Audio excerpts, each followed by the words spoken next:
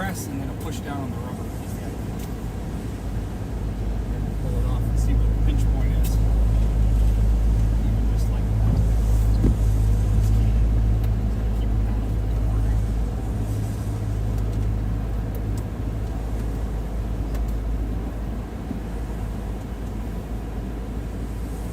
Fingers crossed.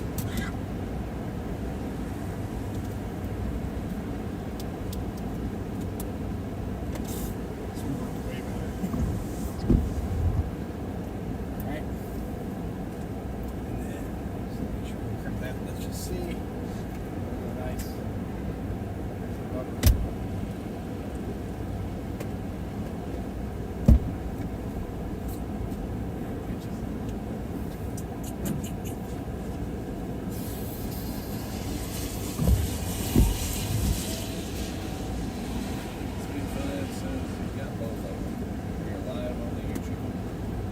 Live on the chicken. We just kind of did like a gradual. So, oh, okay. Hey.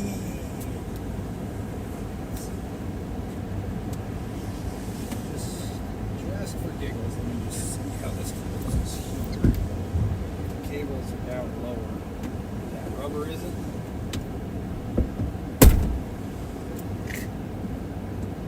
I think you still got the rubber seal up there, so maybe that's better.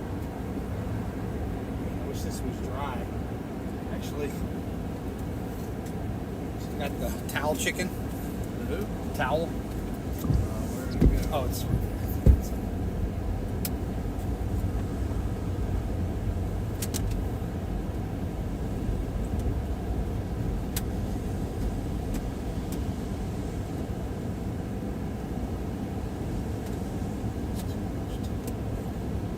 That's for Starlink.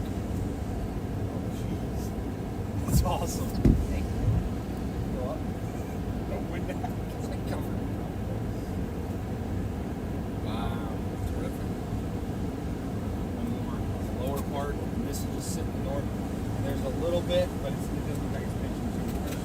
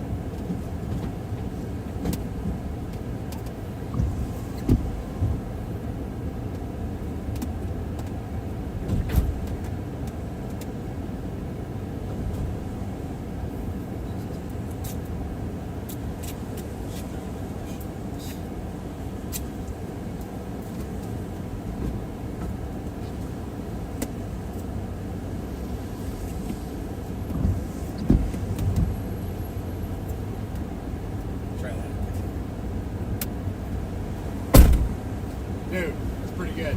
Just gonna put a little piece of tape on the wire itself just to make sure we've got a little added protection. And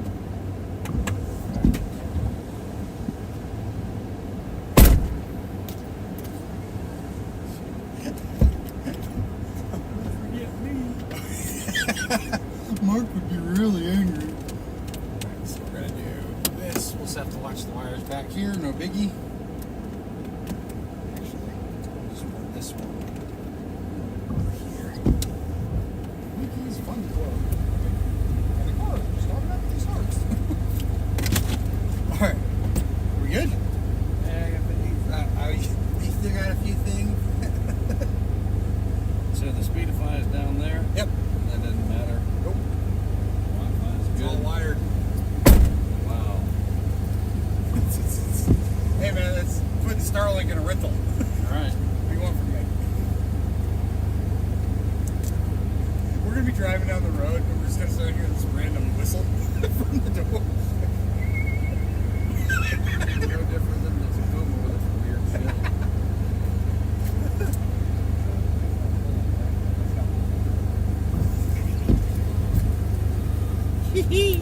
Oh, Scooby! Hey, everybody. Good to see you. Let me just move this back. So you're plugged into the jackery? Yes. Okay, good. Well, there's outlets back here, too. Yes. Fantastic. Yes.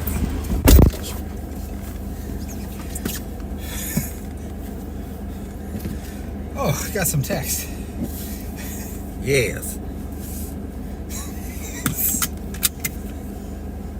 Speedify plus Verizon. That's Mike. Really? Yes. Yeah, I think he sent me the. I can't get photos from him. I don't know what. Look. I get some of them and stuff. I just don't get that one. Wow, look at that. Jeez. Yeah, we're good. It's a donut out there. Mike, gonna turn on the public feed as soon as this baby's up. We're up, Mike. So go to the hotel? Yeah, we're gonna offload. Yeah, we gotta get everything ready. Yeah. Offload, and we gotta get more SIM cards, and Head east toward North Causeway Boulevard. We have stuff to do. it's on the way. All right. Good job. That's neat. That was some wild, weird stuff. Well, I just like how we didn't have to drill anything. Like, I really didn't want to ruin the yellow case. Right. And let's just... If Mike Head texts west and toward says, 17th Street. Speedify's down, or Starlink's down, we'll look back and go, where's the dish? Why is this being like this? Oh, because that's... Is that touching? Maybe. It's touching it. Yeah, it's touching. Search for your vehicle on your device and select it once it is found. We gotta put the dash cam back in the middle. That's yeah. why. Hey, man. I'm like, Your route may be affected by I'm tropical gonna storm drive using Francine. this. It's like a video game. it's just, hey, Mike, can you remote into the camera and drive the car, please?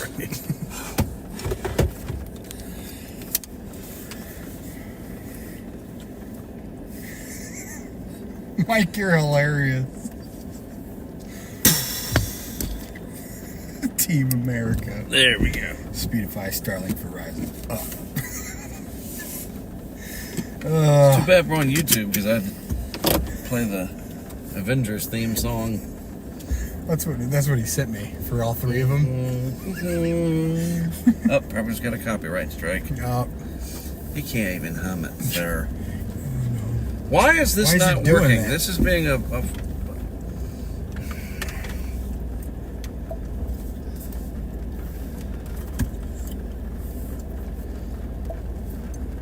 Head east toward North Causeway Boulevard. Sorry. Why can't we go full screen? Head southeast toward North Causeway Boulevard. There we go. Good job, Mark. Okay. Wait, are we still in the same parking lot? Yeah. Okay.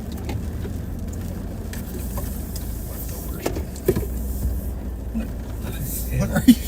What is going on? You're going back to the Cheesecake Factory? I think you want to go there. Some weird stuff. You could have. I don't understand. Head west toward North Causeway Boulevard.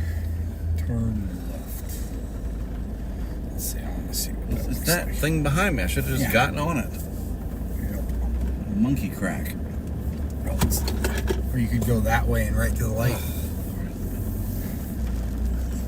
Head east toward North Causeway Boulevard. There's this guy driving circles in the Cheesecake Factory parking lot. Can you please send, please? Go. Your route may be Don't blame affected by him. tropical storm Francine. You've had your chance. Francine. Turn right onto North Causeway Boulevard. In a quarter mile, slight right to stay on North Causeway Boulevard. That's pretty sweet.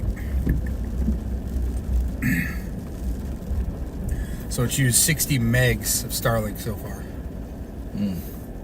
783 on Verizon for the day. Is that flashies? Oh.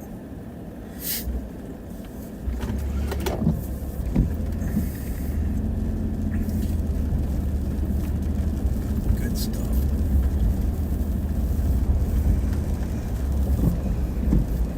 Yeah, I didn't realize you used that bottom thing for Bermuda, so that's great. Makes me feel better about it. Yeah, Bermuda and the trip out to. Just zip In In tied it to 600 that feet, little slight right stand. to stay on North Causeway Boulevard. And that was on the roof, huh? Did you? Yes. Was it tilted facing forward? Don't remember. Oh, okay. 'Cause otherwise, that'd just be like pulling all the wind. Slight right to stay on North Causeway Boulevard, then take the ramp on the left to Baton Rouge. Oh boy. Ramp on the left. Why is your indicator on? You're good. That? No, No, up here. it's further. I've stayed at that Hampton Inn. Baton Rouge. I got you. Rouge frontage road. Yeah, because we want 10 west. All right.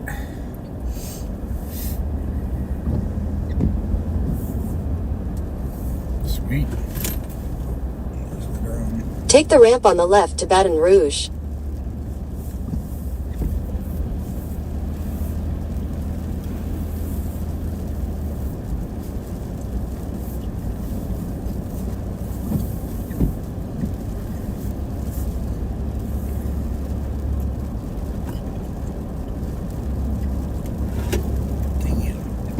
Glad there was nobody there. There was no ramp. Like, whew, if somebody had been there, we'd have crashed. Yikes. Fascinating.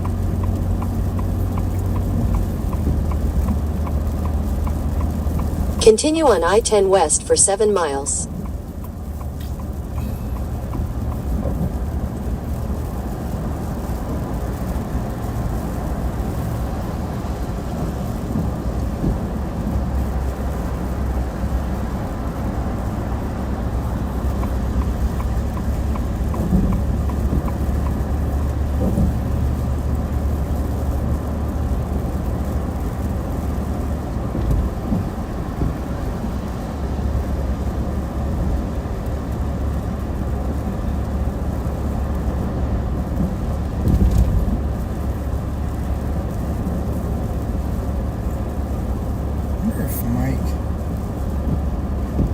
Mike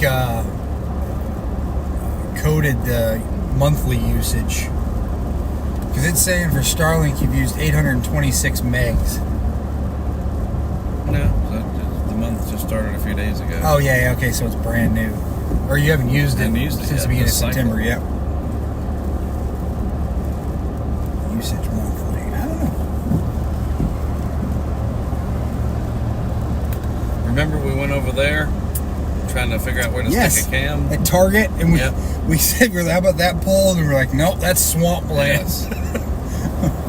Well, it looked like grass, but I think Right. you walked out there, didn't you? Right. I think you did. Yep.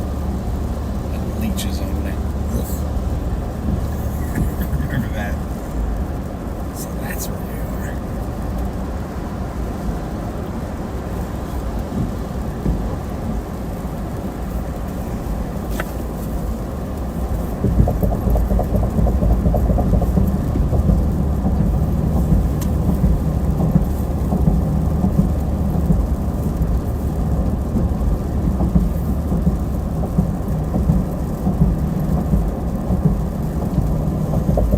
And I do have those smaller cables, so I mean you can definitely take those back with you. When you go home.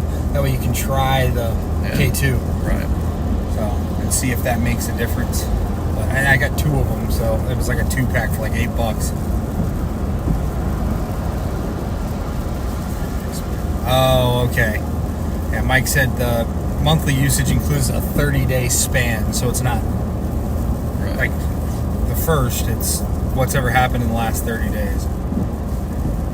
Makes sense. That makes sense.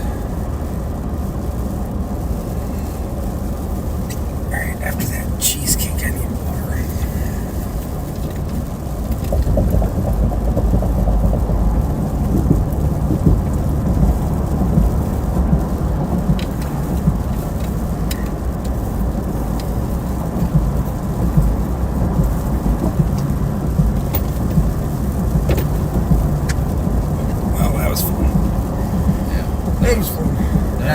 I'd totally work on those cases right now, but I mean,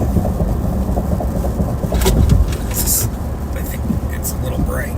Or are a little dark. It shouldn't take me long. I got the bolts and I know where everything is. Alright. While you do that, I might take a nap. Alright. One of the famous Mark naps. 30, 45-minute power nap. Exactly. Yep. Knock twice when you're ready.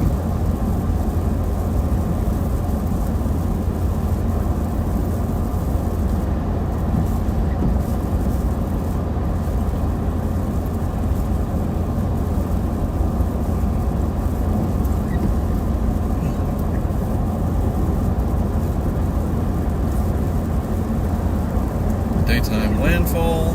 Woohoo! Yeah, that's why I feel like we need to put out the Mevos. Yeah. Yeah, and plus I'm paying for those hot spots. Yep. And if we stick to the Morgan City, I mean, we could literally put out a couple tomorrow morning too. True. Like if it sticks to landfall in Morgan City.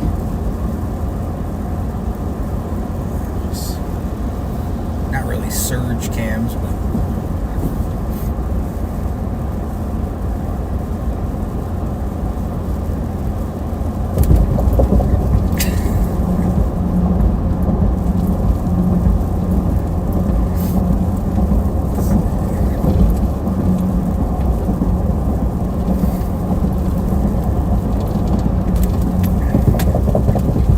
check infrared.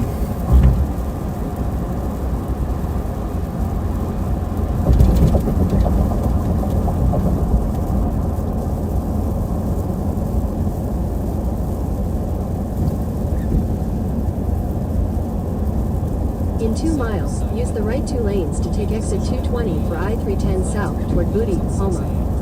At 9:04 a.m. if I go. Would you like to reply? Repeat. Tony said undecided at the moment. Will make decision at 3 a.m. Flight to NOLA leaves at 6 a.m. to arrive at 9:04 a.m. if I go. Would you like to reply? No. Okay.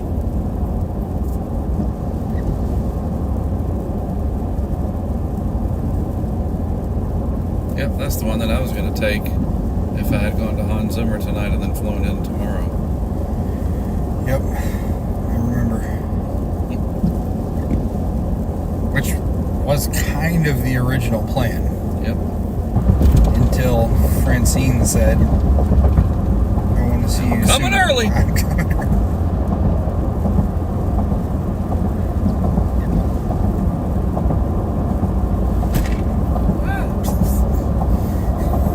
We got too much stuff. Nah.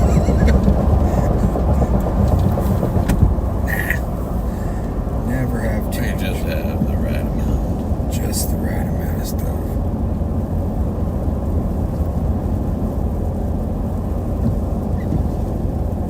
In half a mile, use the right 2 lanes to take exit 220 for I-310 south toward Booty, Homa. Booty Homa. That's pretty good. Use the right 2 lanes to take exit 220.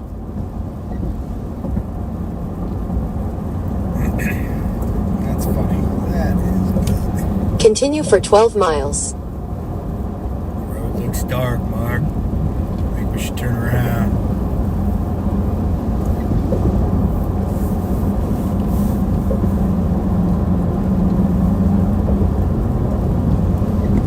The sky reminds me of Ida at this time when Right. we were driving back Yep. over the causeway.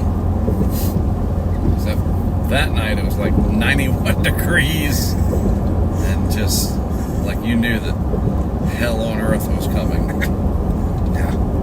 Yeah, that's actually where we hit the first bands. Right. Was on that bridge. This feels like, oh, it's Fall Festival!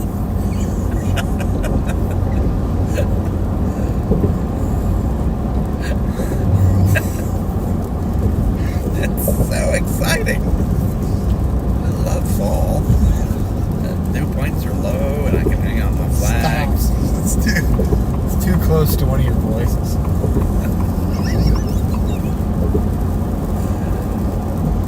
Stop. So Mike says the 0Z TVCN is right over Morgan City. Of course it is. we're still 100% this year. With all this action? Barrel nailed it. Ernesto nailed it. Even whatcha-fart, Debbie. Ernesto nailed it. I'm gonna go with the room many options. Howard was it. Nailed Ernesto. Yeah, I think Ernesto nailed you. That's funny.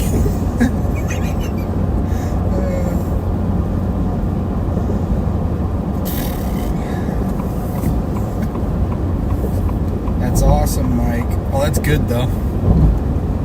Right spot. No.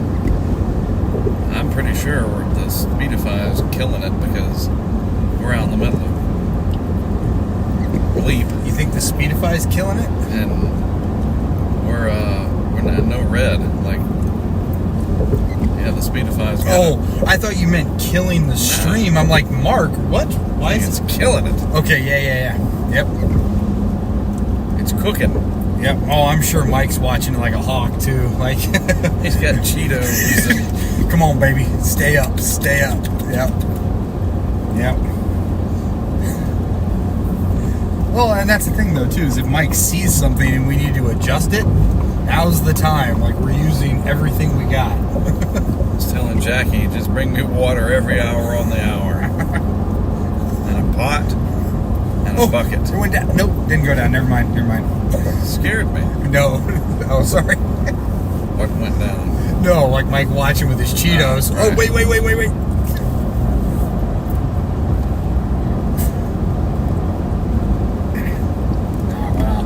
When I tell you something, I'm going to tell you in a Mark voice. Mark, look out! Everyone on the stream. Mike goes, dude, the stream is flawless now. It's awesome. Which means we still have the dish. Yeah. That thing's not good. There's probably no wind back there at all. Probably none, yeah. And you're right, I did look at the back window. There is no access, roll down, none of that. Right. So the door is pretty much it, unless we could, with the way it's strapped, we could run those cables through the hole like you were talking, put the jackery in there, and then the Speedify and the C202. So we could put it all in that yellow case. Right. That would be an option. Yeah. But, I mean, this way we could run off the truck if the jackery is low or whatever. And Right. In Boomers and Zoomers, Noah said intermission after Pirates, this is sick. Reply to the group. No. Okay. Hans Zimmer. oh, copyright. Can't say his name. Band. Mike said, yeah, I got Cheetos right now. How did Mark know? Really?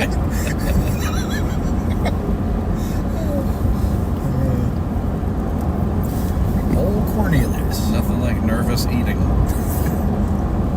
Well, I mean, Mike texted me a little bit ago, was like, it's all that work that's been put into it Right. that just makes it all, see it in action and have it work. And It needs to work tomorrow in the eye wall. yep.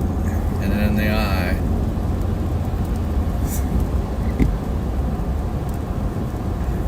Okay. The only rule then with the dish back there is head into the wind, like even if it's like 50 miles an hour, okay, Mark? Right.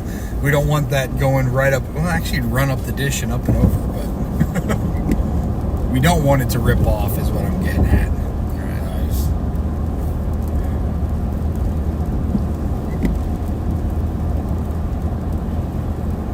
That thing has already proved its worth.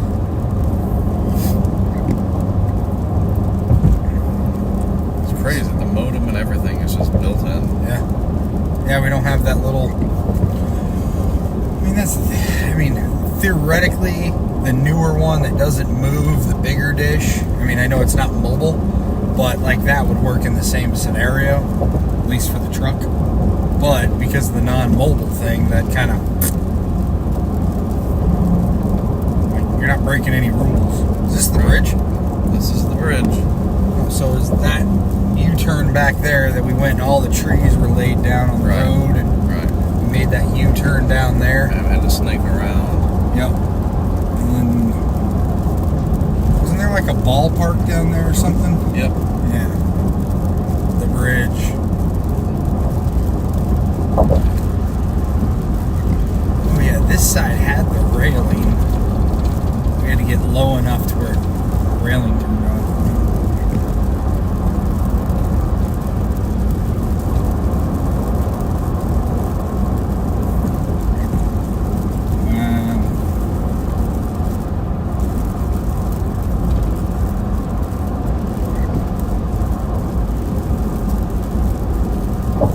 Maybe this isn't it.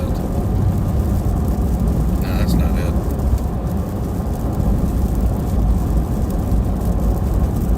Yeah, because that had the rail. Are you sure? Oh yeah, it was right here. Yeah. We put That's it where here. the rail came off is right here. Right. And then Fell down there. the run of great effort was, Looked like a gazelle. oh man, you had to work yourself up for that one. That was awesome. And I was standing in a pile of fire ants with flip-flops on. I still wish my phone hadn't been in 1080 for that. That was lame. But when I had flipped the camera back on, that's before I had it default to 4K. Yeah, so not the best video, but we do have evidence shit in it.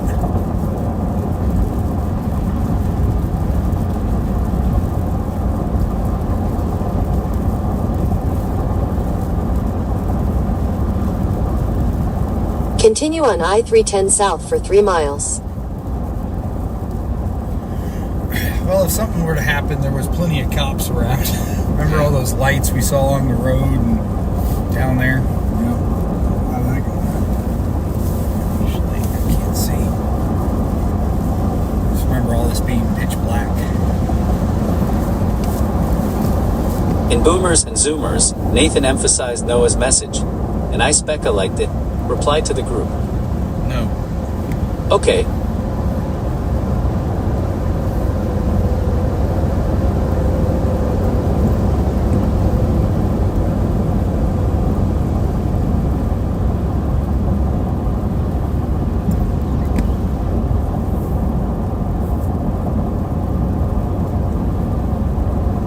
Hey Siri, read my messages. Nathan said intermission time, absolutely unreal. And really about to be a 3-hour plus show insane. Would you like to reply? Yes. What do you want to say to Nathan? What piece did he open with? Question mark. It says, what piece did he open with? Send it? Yes. Done. That's everything. So 2017 he opened with Driving Miss Daisy. And it started out very light. There's a dude on the piano, whatever.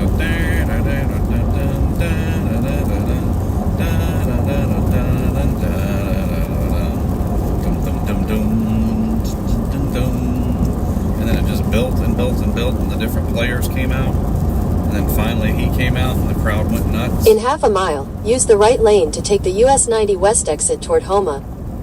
And then you knew game on. Right.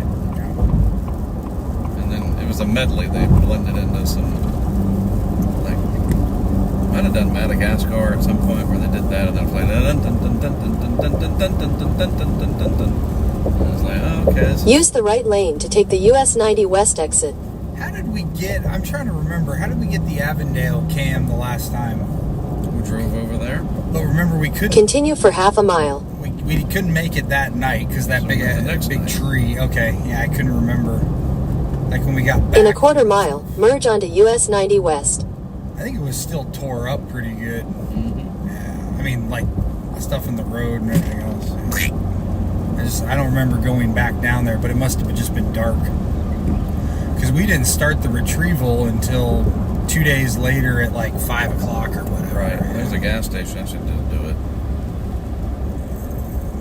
Oh, this is where me and Brent. Yeah, let's just do this. We Continue stopped on here. US 90 West. We all stopped here. The Exxon? Yeah.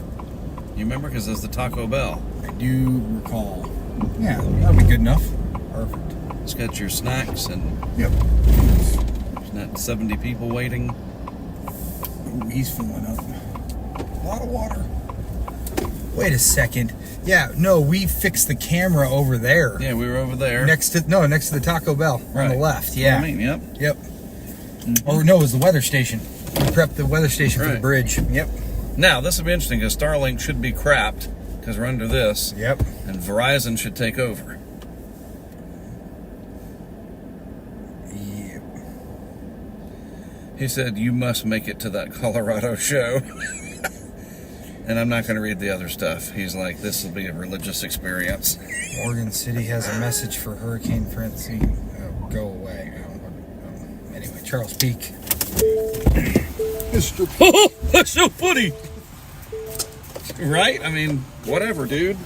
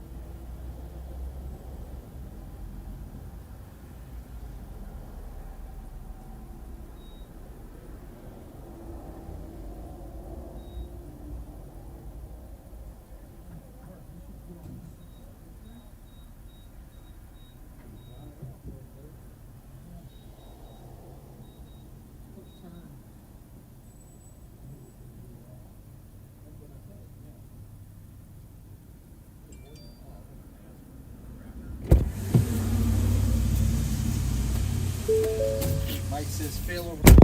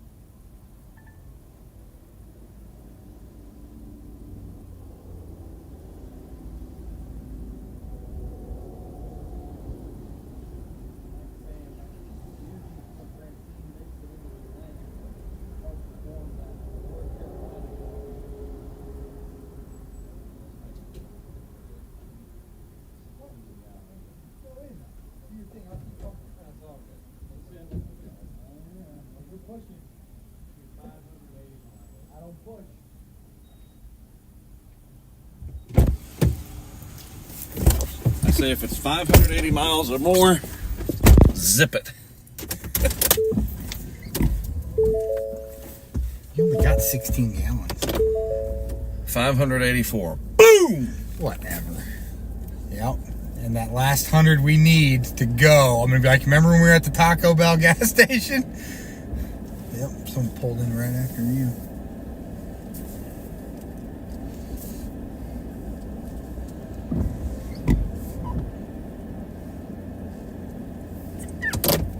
What do we got?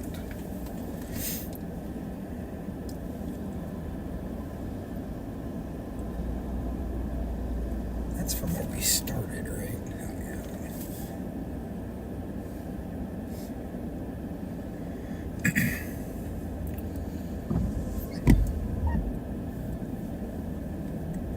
All right. Hopefully Starlink will come back on. Yep. I thought you said you weren't gonna park like a.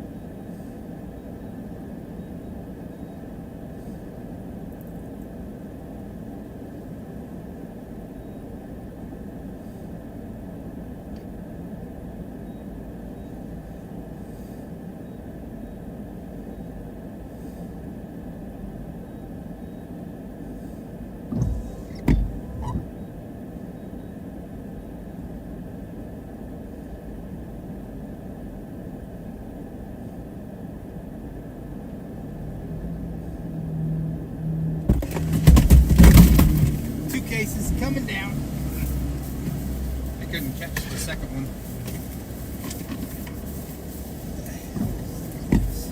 Oh, it's all the pieces for the from the old mounts. That's funny. Like, what's rattling around in there? Clown. Just a clown. Oh my! Oh yeah! What the? Whatever, dude. It's very clowny. All right.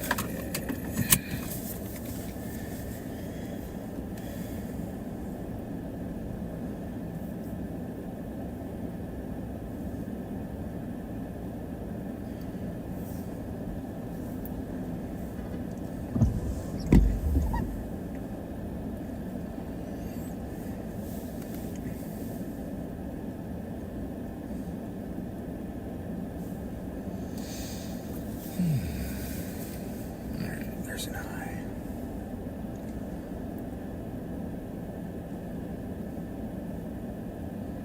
Yeah, I don't think I ever got the thing that said my room is ready. I did. Okay, there it is. I got the extremely large room.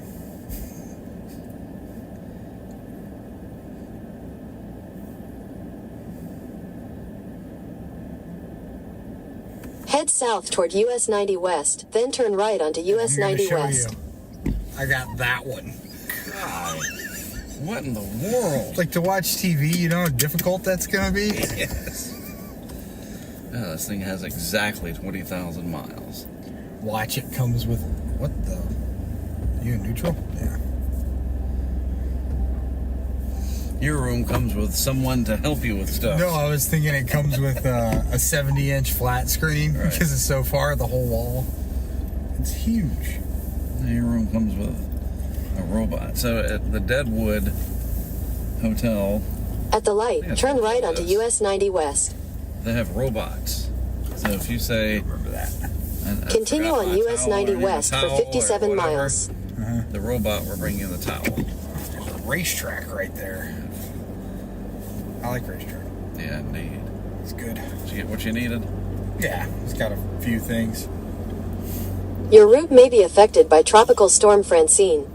Filling up the gas tanks. See all those? Oof. Hey Google, it's a hurricane now.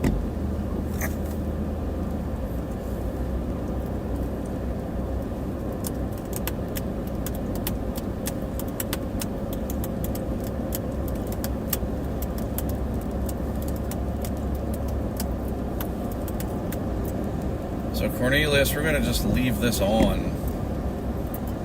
until it's over. So I wouldn't worry about, like, you could stop this one and start a new one or whatever, because you don't want to be like, oh, I gotta get, like, when did he start it? Like 5. Or, No. just, yeah. Just okay, because that whole 7:30. recycle thing, you know what I mean? Like, It'd be tomorrow morning. right. So that And Mike's an hour later. right. All right, should be all right.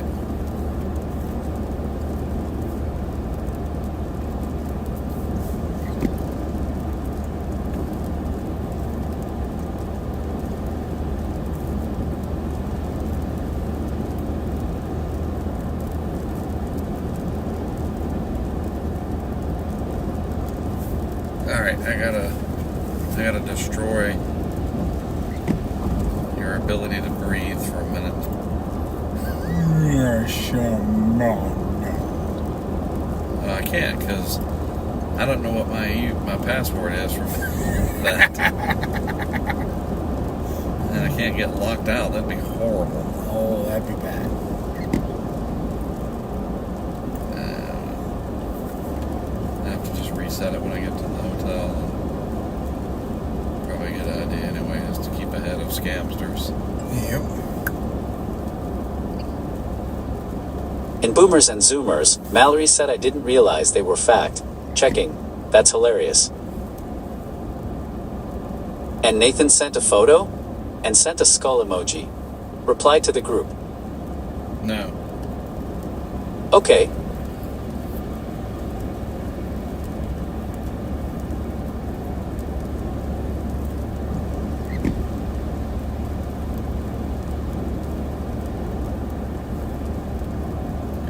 So we should do a Mevo down at Burns Park or whatever. Mm-hmm.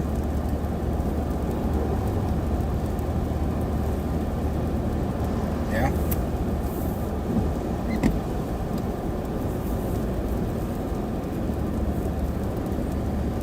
That's putting some faith in the new equipment. Mm-hmm. We did it at Treasure Island. Yep. And we'll have a memory card in it for the 1080 video. We don't need a GoPro.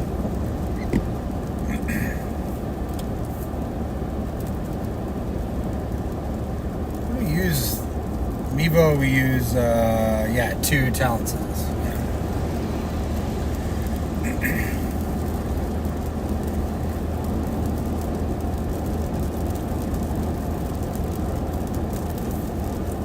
Hey Siri, call Lance Escaday. I don't see a Lance Escuday in your contacts. Who do you want to call? Lance Crack. Calling Lance Crackers. Henry, what?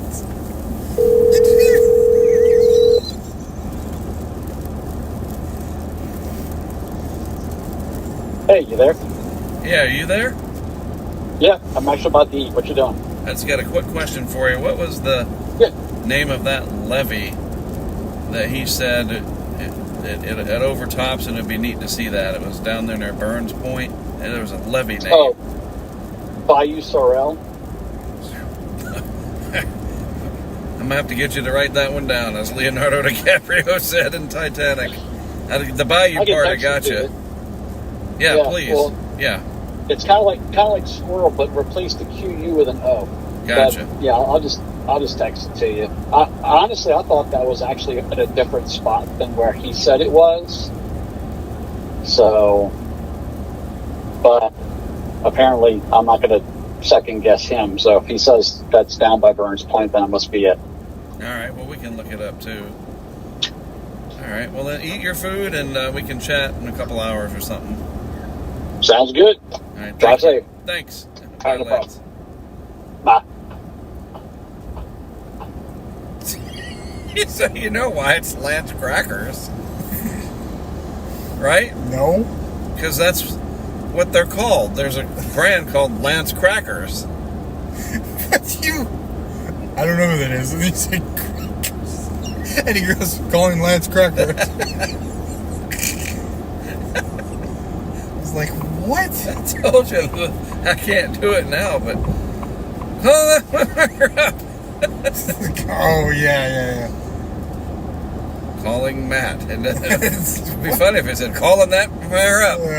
Yeah, if you repeated it.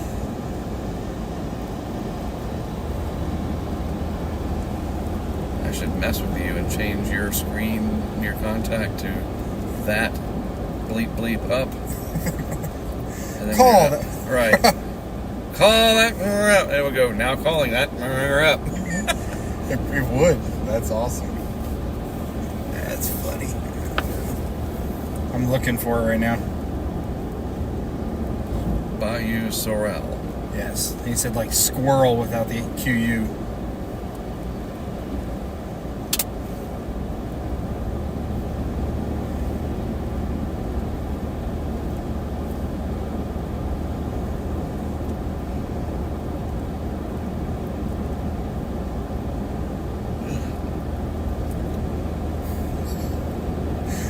So I typed Bayou Squirrel. Just removing the QU. So Marcel is in Atlanta. Yes.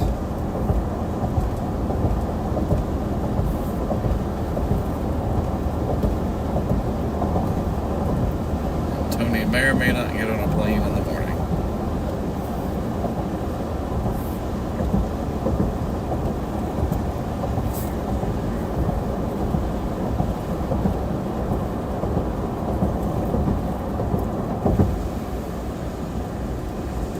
So he must have gotten his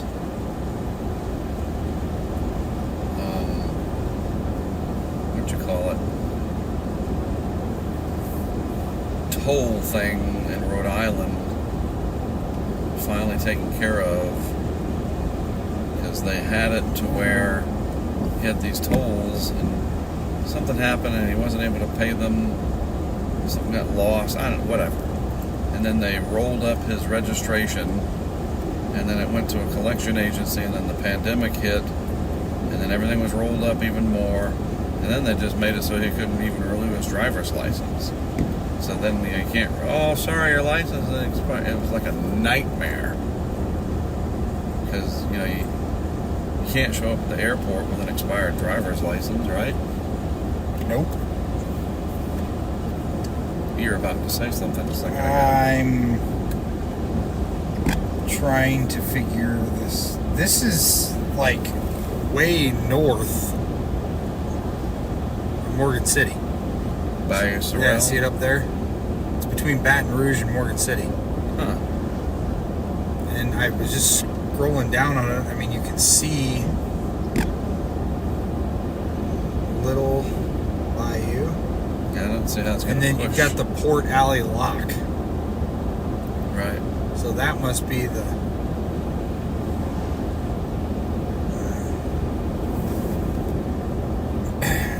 Maybe he's talking more flooding? Like, I don't...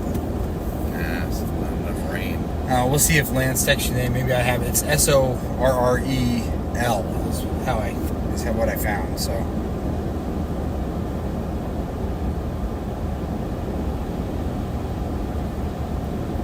Hey Siri, read my messages from Lance Crackers.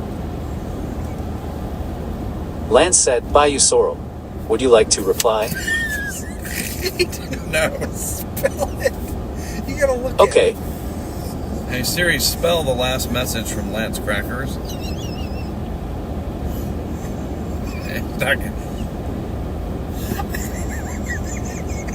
Open the pod bay doors, Hal. Spell the last text message from Lance Crackers. I guess Tim Cook didn't put that in the new update. Oh, man. Open the pod bay doors, Hal. I'm sorry, Mark. I cannot spell sorrel. You're going to have to look at it yourself.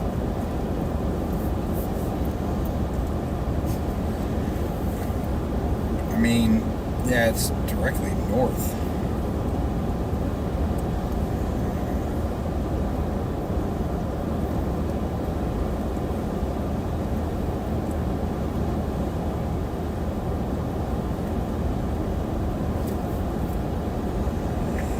I mean, the Mississippi River's right there.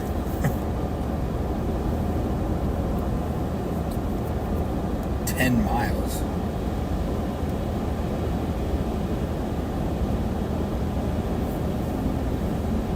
I got nothing. Oh, Lance Crackers.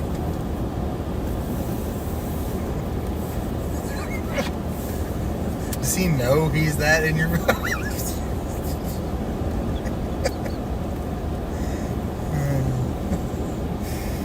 Dude.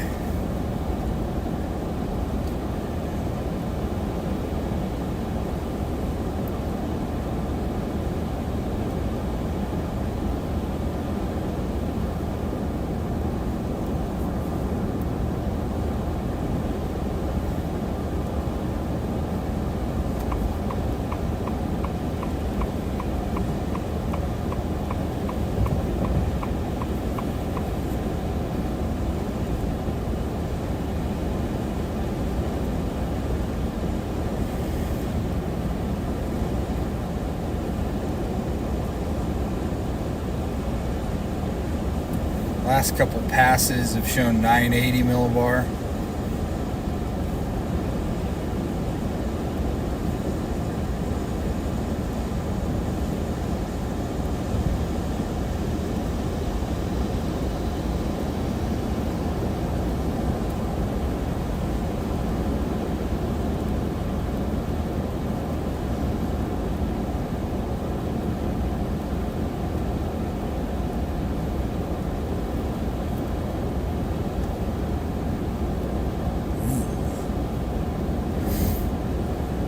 Euro ensembles right on target. east of Vermilion. Yeah, I think New Orleans could be in Actually, yeah, let me look at that. some problems here. Especially in that right front quadrant. Power outages, Yeah, just all this wetness, trees are going to be... yep. And then just add the wind to it and Right. yep.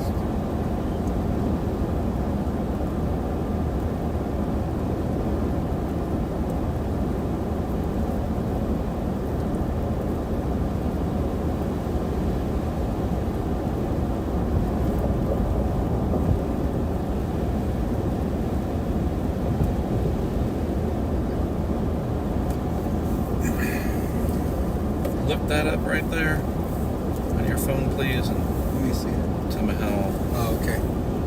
You see where it is? Can you show it to me again? It was 12 minutes ago. I need to at least say hello. Okay, gotcha.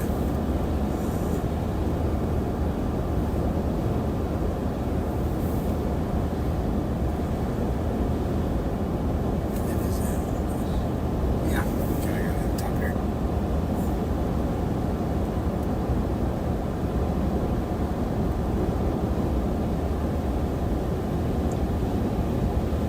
So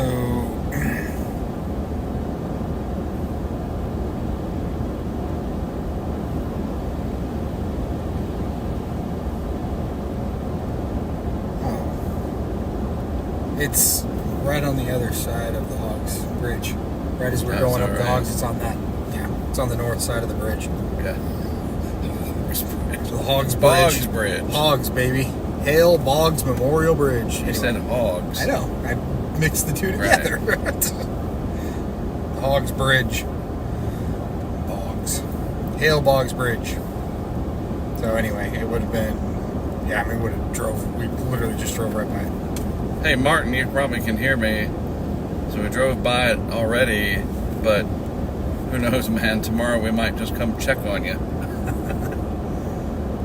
Come over and say hello in person. I'll text you too tomorrow.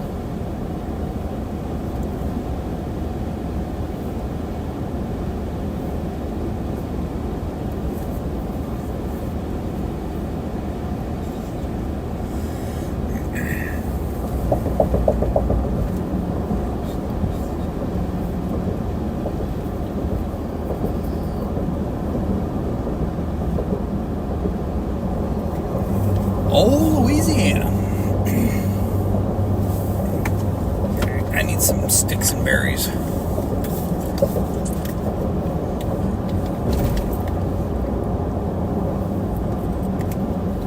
So, when was Brent thinking about rolling out? To Iceland? Yeah.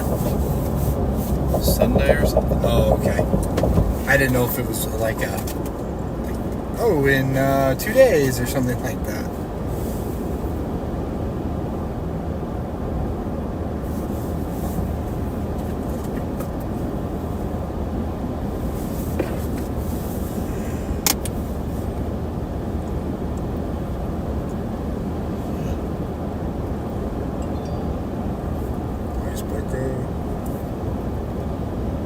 In Boomers and Zoomers, I sent an Instagram article. Armin Shafi on Instagram. This video gave me chills. #science #God. Reply to the group. No. Okay. #go to bed. It's late. Oh, we're making the bend now? Yep. See that fire burning back there? Right.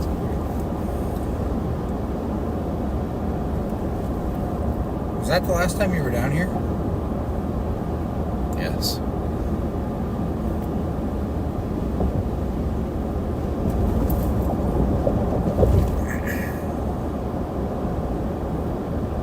Get to drive by our seafood restaurant. Was it Spears or Spars. Or Spars? Yeah.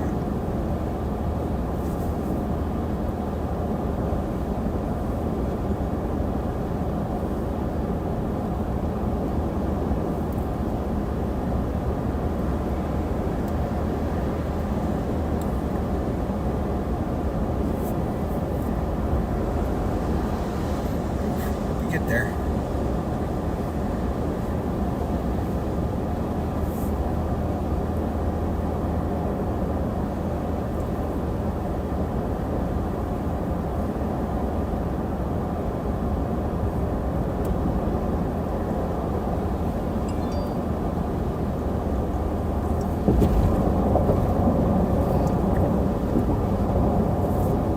Marcel said, "Where are you guys staying tonight? New Orleans will get the Northeast Quadrant? Would you like to reply?" Yes. What do you want to say to Marcel? Morgan City. It says, Morgan City. Send it? Yes. Done. We need to get you a nap. Yes. Yeah.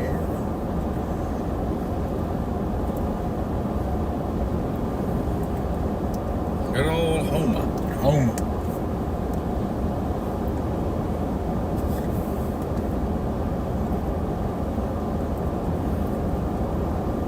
Yeah, that's the other part of all this is where to put that weather station. At this point, I still think somewhere on 90. Like maybe even, I mean, just slap it in the northeast quadrant. Yeah, somewhere near Morgan City. I mean, one of these bridges, there's Yeah. plenty of them coming up. Yeah, something elevated. Well, yeah, I mean, like that was an overpass. And Yeah. So not that, yeah. but something maybe like this taller one. Yeah, going up, yep.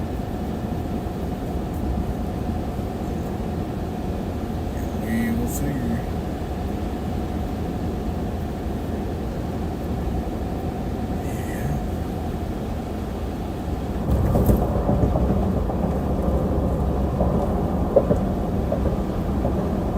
Yeah. This would work. I think we're still too far east, but yeah. Remember, not over the road. I like zip ties and all, but Right. we do know they fall off.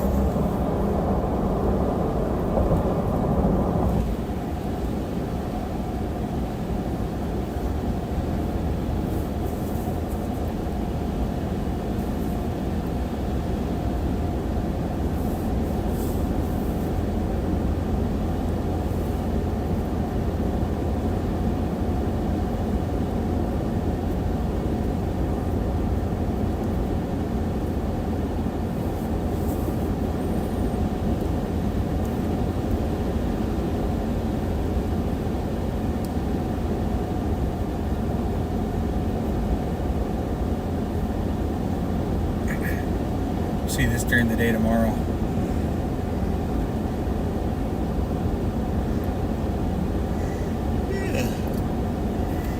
It's addictive.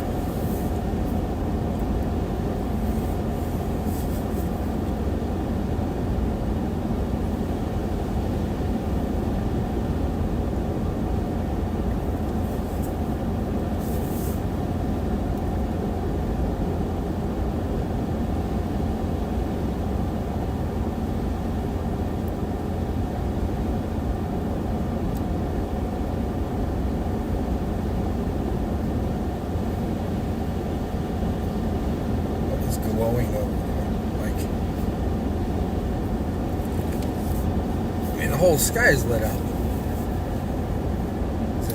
Homa. Oh yeah. No, it's like New York City. Bucky's. 152 pumps right here. We light up the sky. Oh my goodness. Bucky. Oh, same over there. I mean, it's an hour and a half past sunset, so. Right. I mean, Bucky's.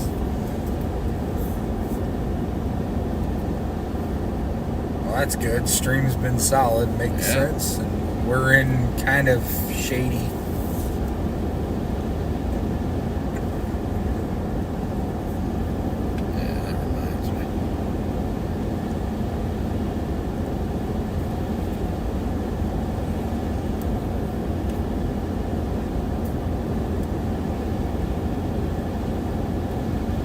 While we are moving, that's our bandwidth on Starlink.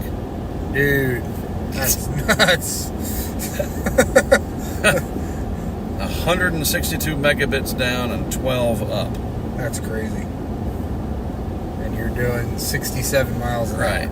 Look at all those deer. Which means, did you just see some? Yeah, a bunch. 162 down, 12.8 up. That's, You bump that up to another half meg on the stream to make it look spectacular. let's see.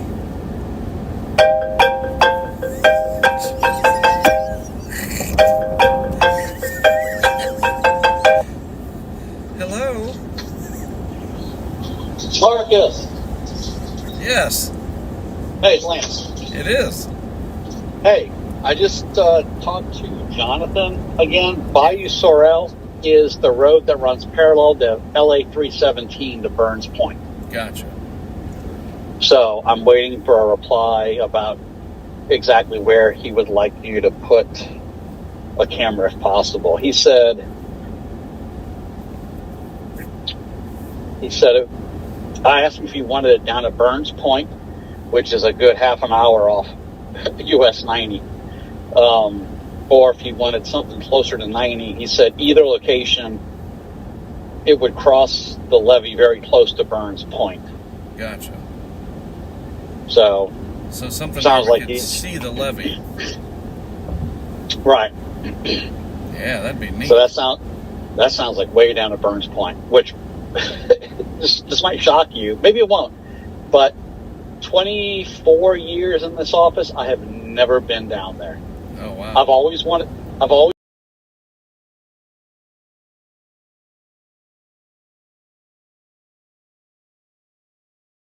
to go. Up until a few weeks ago, we had an ASOS down there. Right. And every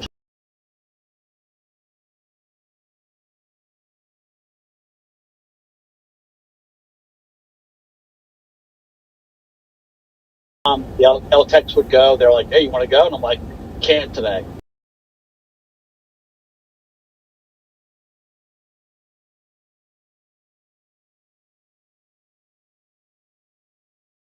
And even when I lived down there for 5 weeks, 6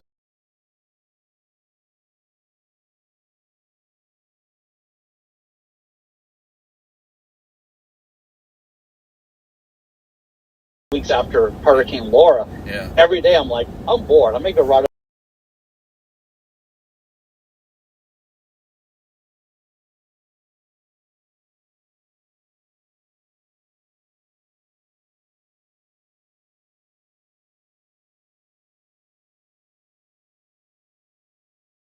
over to Burns Point. We call it Salt Point for whatever reason.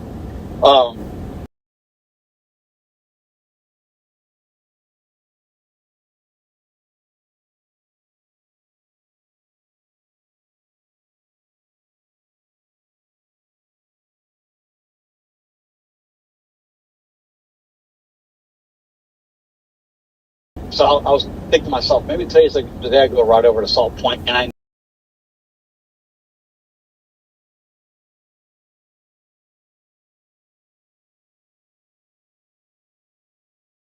never did do it while we lived down there. So here's a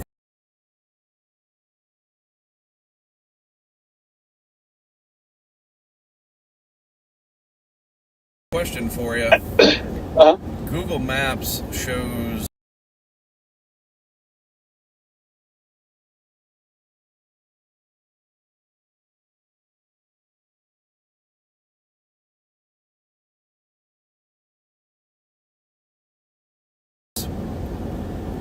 the road is closed or whatever.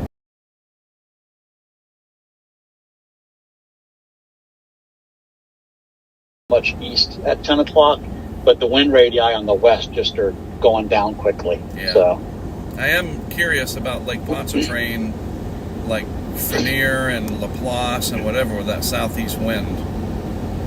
Mandeville. So if you glean any information about that, that'd be nice to know. all right, I'll give her a close listen as opposed to tuning out when he goes to slide out. Right. All right, thank you. Let's see. Come on, JB. That'd be good to know.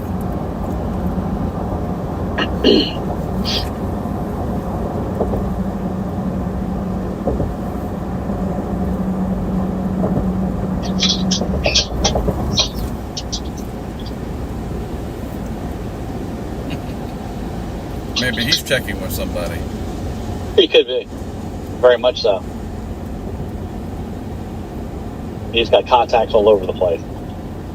Yeah, that would be remarkable if they, yeah, we'll get Bucky to drop it down for you, but you got to get down there in an hour. Where you at? We're almost to Morgan City. Oh, okay. And we would absolutely do it, because that would be remarkable. Right. And the Corps of Engineers would appreciate it, you guys, and whatever the hell parish it is. St. Mary Parish. Let's see. He just replied, it is very likely based on the actions St. Mary Parish took to protect the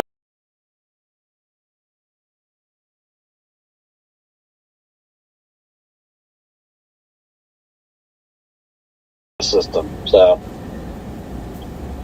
anyway.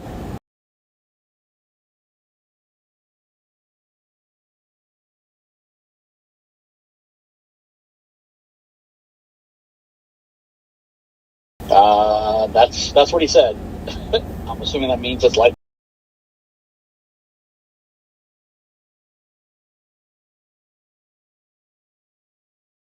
takes you down there. Right. And then he was talking about the side that's closer to Burns Point. I got that. But I don't see any bayou by that name. Like, so this is the road going down there. Right, well, it's the levee that's right next to it. Yeah, the levee right next to Keeps it. all this from getting over it. Yep. But is it on the west side of the road? East side of the road? Well, it'll be towards the Gulf or whatever. Yeah, so it'd be the east side of the road then. Right. But I just... Yeah, maybe he's talking about like up here, because this is pretty close to Burns Point, like up in here. Right. I don't know. But yeah, there's that bridge.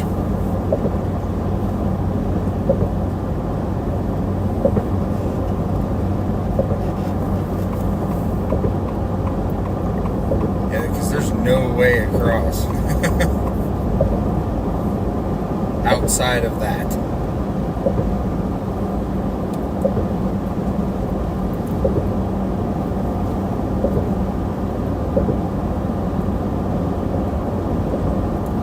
Maybe I'm going to do it at like 6 in the morning or something. And I've already... I wonder if it's just like broken or something. It says closed until September 24th. That's 2 weeks. Like maybe they're...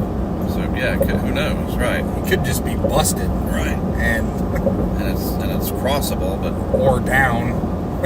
Yeah, it's Or, like, I mean, yeah. Right. Well, we'll go see. It won't hurt. And we can put something right there. True. Got as close as we could. Yeah, because at that point it's right here, right? Yeah. So...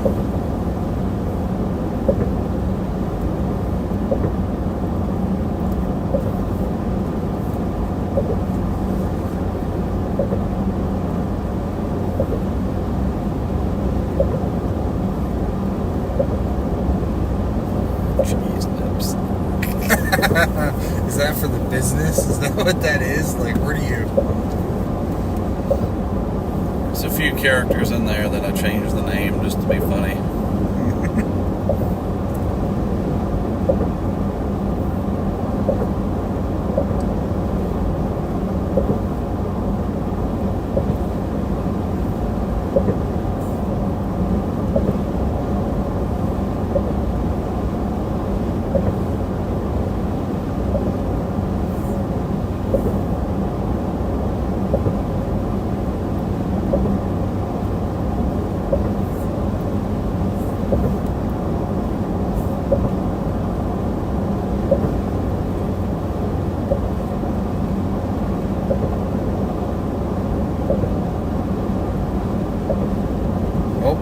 It's closed. We can read all the tweets. So I don't know who this guy is. Highway 317. This was 8 hours ago. 317 out to Burns Point is closing soon as workers close off the Bayou Sale levee. Current NHC max forecast surge exceeds the levee heights, so thousands of acres of sugarcane could flood. I just did a search over. Let's see. Looks like nope. That's for that.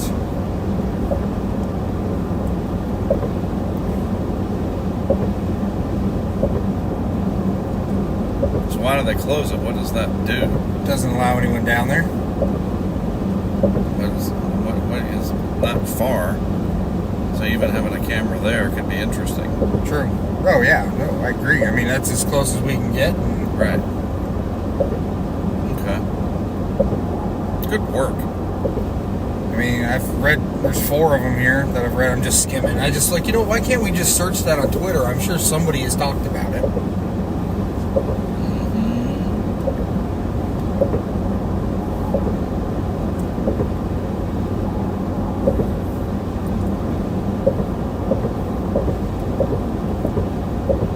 So really, the next clear open bridge thing, we need to put the weather station up.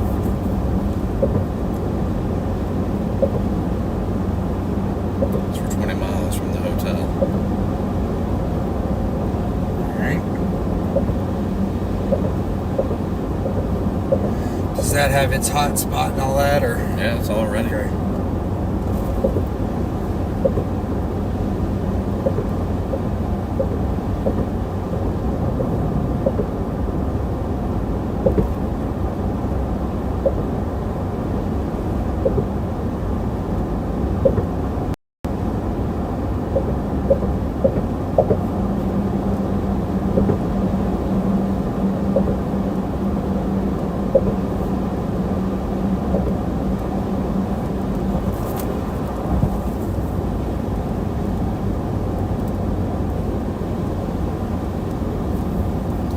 Close that thing early.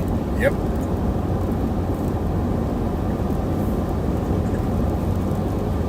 Just looks like they shut down the bridge. Like, nope.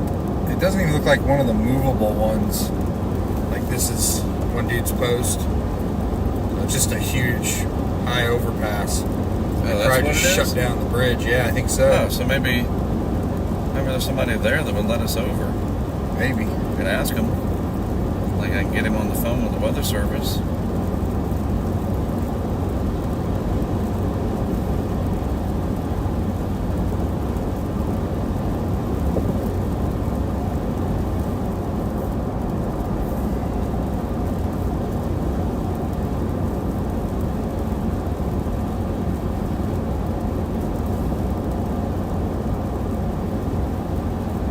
Oh, that's why they bring in the sand and block the road with the. That's a picture of it. Them closing it, so it's to make the levee higher where the road is. Mm-hmm. They bring up the sand. See the front loader, so they block it all off with the front loader and bring in the sand or whatever that is, and then the levee's as tall as the highest point right here. Where is that? This is it. This is whether it's on the wherever the levee is, and you can see the road closed signs. Okay. So, but I think it could overtop that. yeah. Oh, yeah. Maybe. Yeah. Like I said, it depends on what side of the road that's on. Let me see if I can find it. Let me see what he says in that. Oh, the post.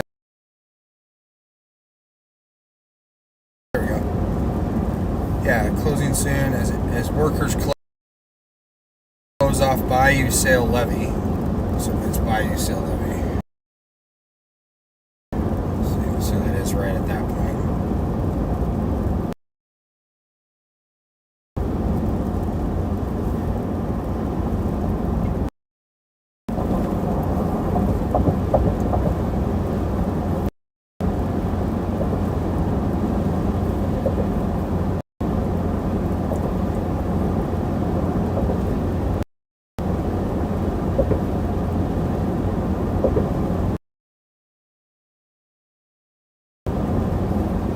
Oh, it's right here. So even before you get to the bridge. So what did they do?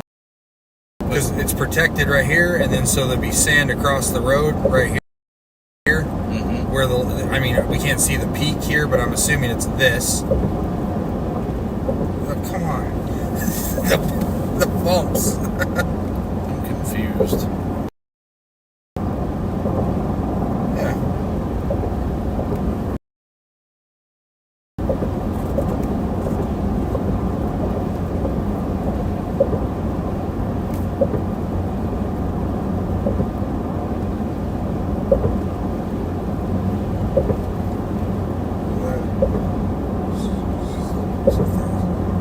Current energy forecast exceeds the levee height. I guess I just don't know where that picture is taken. Right. But according to the write-up, that's what they're doing.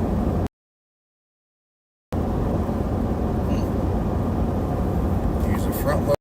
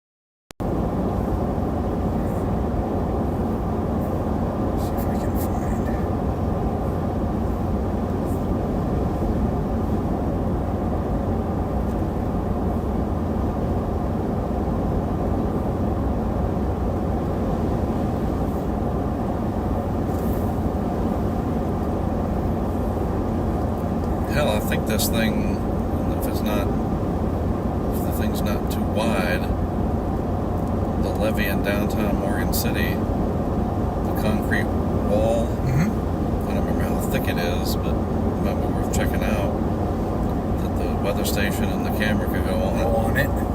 Because then you'll see the levee in the shot, the Atchafalaya River, Atchafalaya.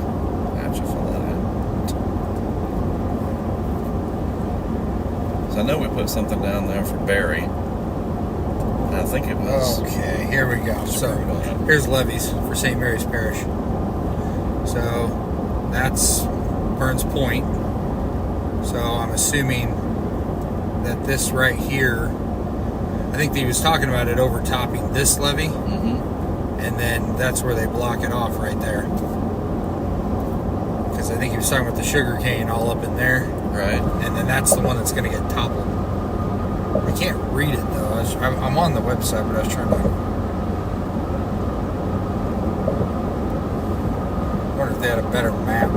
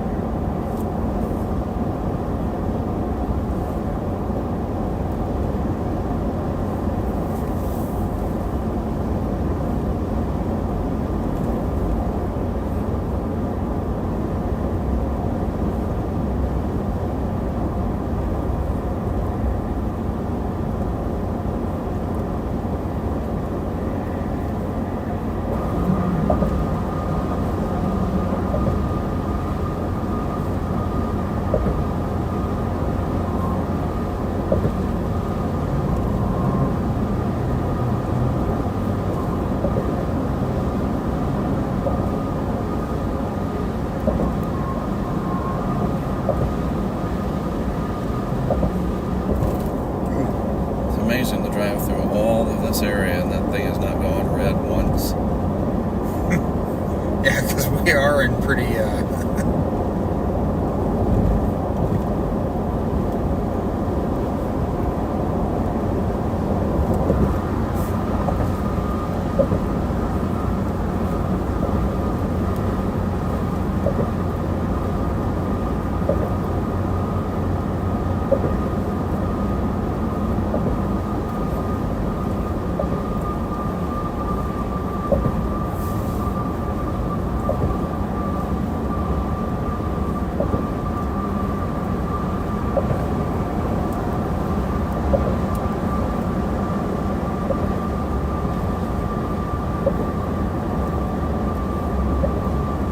Really awesome, actually.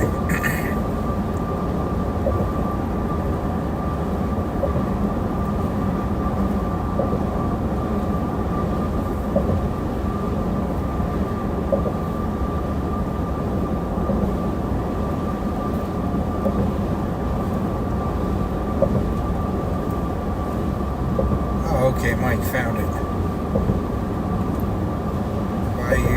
Bayou Sail Levee as it crosses 317. So now, Mike, where does that fall in that whole?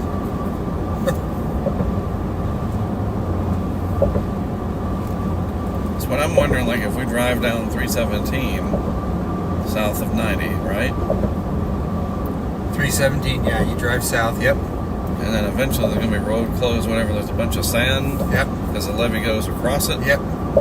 Correct. So we'll find somewhere to put the camera in case the water comes over the levee. Gotcha. Makes sense. Levee's there for a reason. Correct. And they don't want it to come up through that hole.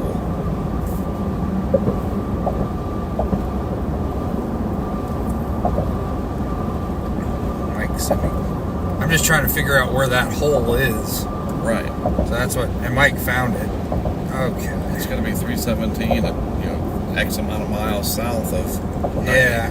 Ooh, this could be our bridge, dude. Oh, this is You nice. scared me.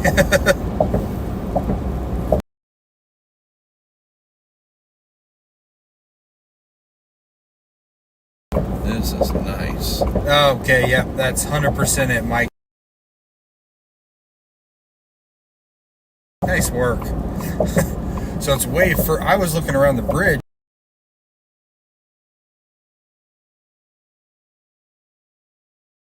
Because if they closed it, right?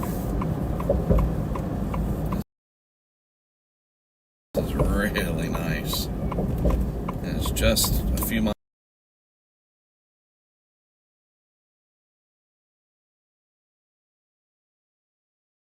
outside of Morgan City.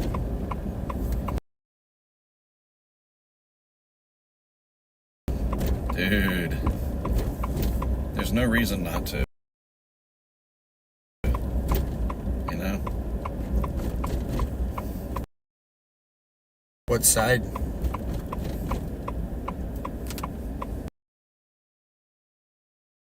This side. This side? Okay. Oh, man, I gotta dig out zip ties and crap from the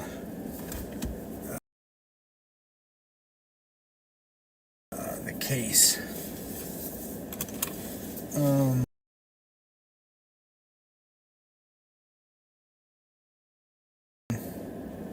Which case? The black one? No, I got the zip ties in the.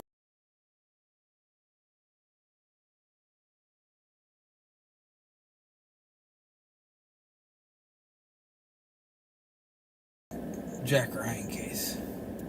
They should be on the bottom.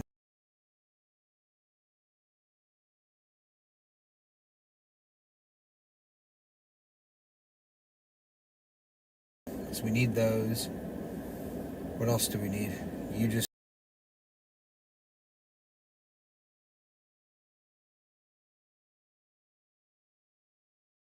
need to set up the weather station. I guess if we did it on the other side, it would get the wind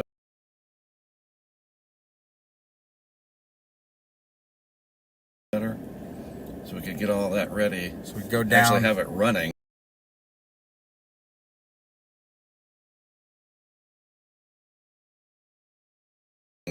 is put it up. Right here. Yeah. It's, Okay.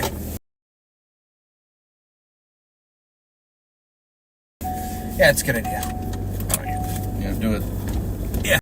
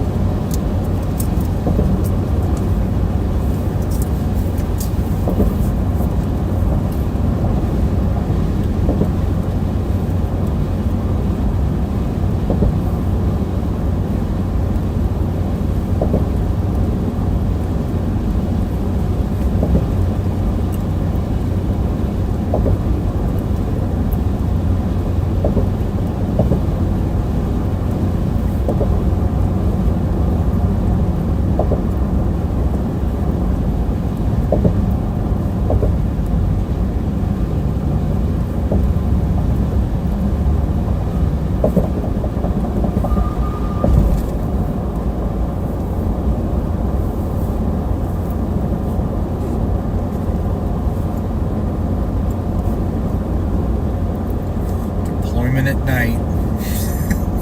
Why is it always night? It just is. Just makes everything more difficult.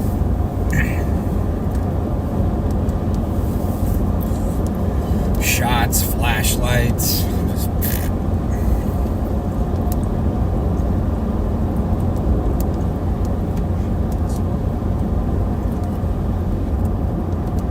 In 2 miles, take the Louisiana 70 exit toward US 90, Business, Louisiana 182.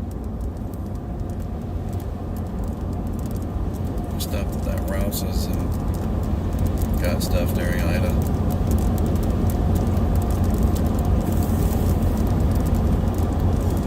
I mean, do you want to get off here and go down, take this Railroad Avenue or something? And do what? Just look around? No, not yet. Alright. I mean, I've been there before, Alright. and it's all.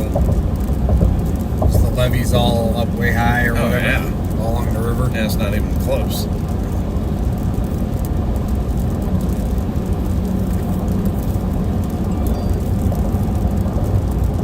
Hey Siri, read the messages. Lance said sorry about that, man. Would you like to reply? Yes. What do you want to say to Lance? I'll have to see it on the graphic later, just like everybody else. Haha. It says, I'll have to see it on the graphic later, just like everybody else, haha. Send it? Yes. Done. That's everything. In a half mile, take the Louisiana 70 exit toward US 90, Business, Louisiana 182.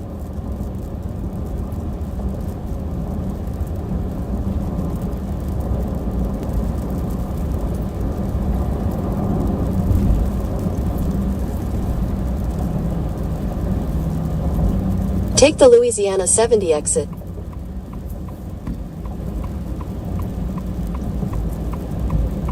funny because, well, there's a tiny one that says LA 70. Otherwise, In a quarter mile, use the right lane to turn left toward Louisiana 182 East. There she is.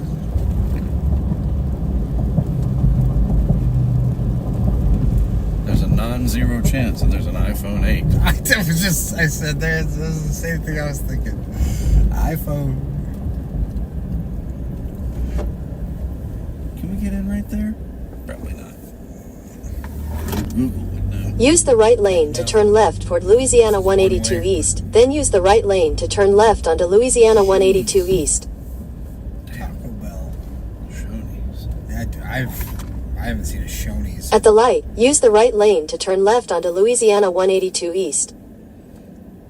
That's weird. What? Use the right lane to turn left. Oh, that one.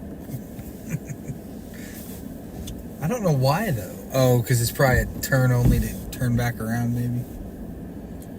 It's all right.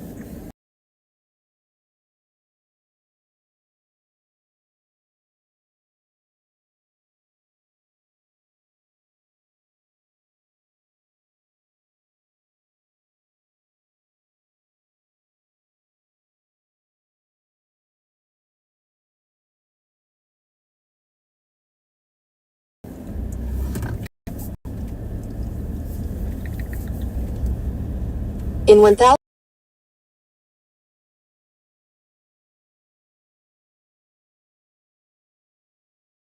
make a U-turn. What? Oh. Thought she was kidding.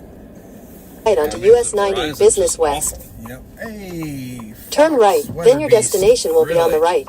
Yep. Fox weather. Your destination is on the right. So I guess Robert Ray might be here. I was gonna say. Should just park next to this. What? That's mean.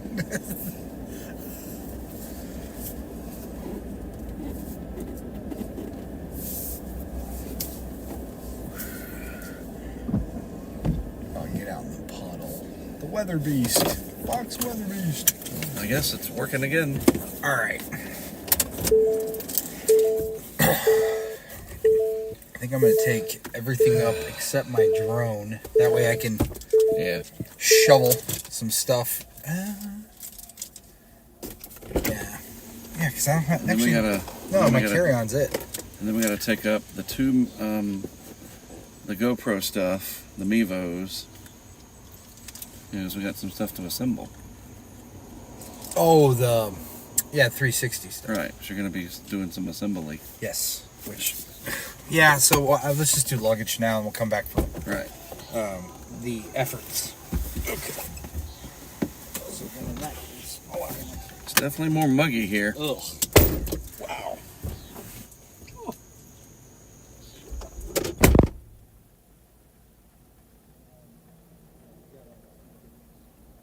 That is one thing I'm going to grab. That is my flip-flops. Scooby-Doo. That one. And then I don't need that one. You want to do just the little one? The real heavy one. Oh, I guess This? Yeah, I'll take my backpack and then. Ooh. Oh yeah. like Well, it's because I was pulling stuff out here. I don't want to worry about it. It's all right. It's because I was pulling stuff. Pulled out my tablet, so I'll take that up just for now. And I gotta empty a couple things. Anyway. And then here's my clothes.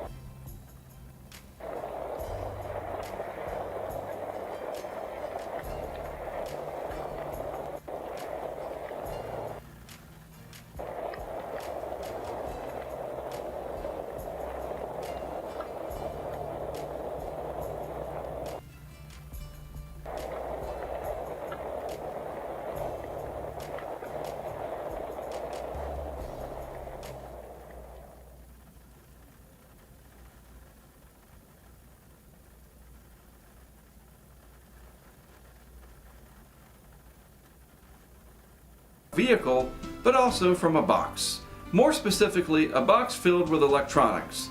Bulky, heavy electronics. The very first set of unmanned cameras consisted of a low-resolution bullet camera, a laptop that used Windows Media Encoder, a huge battery to provide the power, and of course, a VCR. Yep, a video cassette recorder.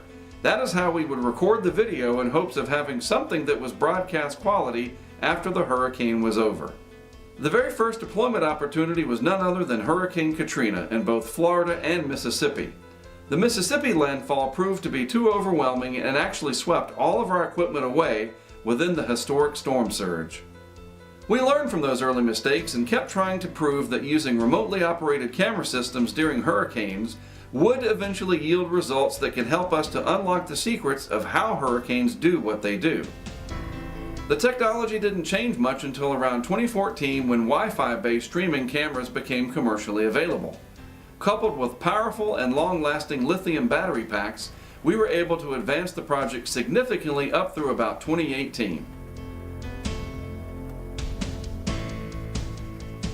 We began including GoPro cameras to provide backup in case the live camera feed went down for any reason. Hurricanes Florence and Michael highlighted the usefulness and the incredible potential of this project.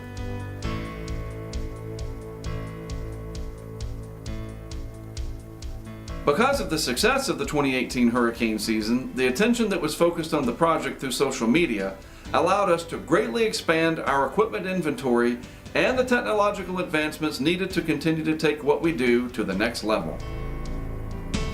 Now we have more than 20 live camera systems along with an equal amount of GoPro cameras to provide stunning video during any situation imaginable. We work with local officials, news outlets, and the general public, again through social media, to help figure out the best locations to deploy our assets in order to tell the story of what happened during each hurricane that we go out for. Our camera systems will operate for as long as 80 hours if necessary and provides us ample time to set up a network across the entire projected landfall area. All of the live video is automatically stored in the cloud, and that means that we don't necessarily have to retrieve that equipment immediately. However, we still need to pick up the GoPro cameras as those record onto internal SD cards. Many times we have had people who live in the affected area go back and pick up our equipment for us when conditions allow.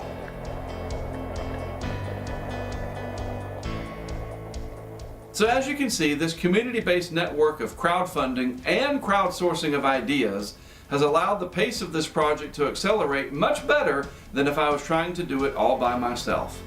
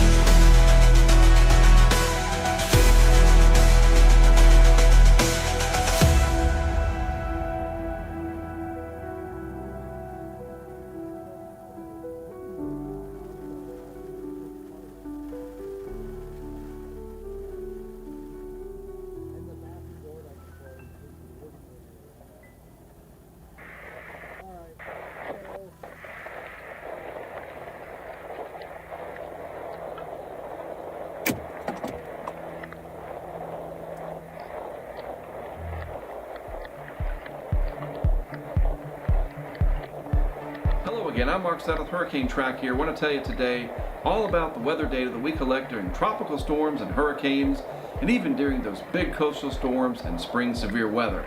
Now, this is in addition to the incredible live data that we get from our cameras, both the GoPros and the live cams that we set up. This is the meteorological data, the wind and the pressure data. We are able to now capture that in real time. Now look, the history of the project is certainly very interesting. Over the years, we have done things like carry around, believe it or not, our own 10-meter wind towers. Believe me, that was very cumbersome to do, very difficult to set up, and it has certainly evolved over the years. But now, thanks entirely to our crowdfunding partners, we have a total of 4 easy-to-deploy weather stations that mount right onto the concrete barriers of bridges and overpasses, giving us near perfect conditions high above any obstruction. The Home Depot bag, which has the bolts in it. This should be literally everything I need to do the GoPros. Okay. And then I need the drill, and then I'm gonna grab this. This just needs to go in the door. This is my cutters for the straps, so that just needs to go in the door. And then I would like, these are GoPro cases, because I don't know what I'm going to have to. And then I'm going to pull out the zip ties and put them. Yeah. So, I mean, they're not. Right. There's one super long, but anyway. We just got a zip tie thing. Yeah. So I think that's, if I got both sets of pliers, and then I got this bag. And then we just need the cases. And I think that's everything I need out of here. And then so that the, oh yeah, look at that. Turned on somehow. There we go. Okay. Actually, this go up there. Alright, I think that's all I need. Oh, silicone? What'd you do with the other one? Okay. And then I've got the new one right here. And then we'll have some like toilet paper or whatever upstairs. Those in there. So need that. You should put these guys in your bag. Do that too. Okay. And then I've got the other Mevo upstairs already. Alright, so I give you the one in the box. Hold on. I'm gonna get my duffel bag. Yeah, we can kind of. You done with this yet? Yeah, I'm done with that. I can close it up if you want. Yeah, Makes sure. it easier. I'll grab that. It's just this crap gets stuck in here. I just take this damn thing out. Oh, that's why the freaking tape's up there. There he is. And then where are the other? Man, that's Mark's jacket, which he'll need. Oh, the 2 cases are up over there. Okay, let me go grab those. Well, these are the 2 cases. Oh, you don't want me to do the? Yeah, if we have 360s? enough room for everything, yeah, we'll okay. take it all up. Otherwise, we'll come down one more time. All right. Oh, that's the other Mevo. Okay. Yeah. What's that? I gotta grab the drill. Oh yeah, here you go.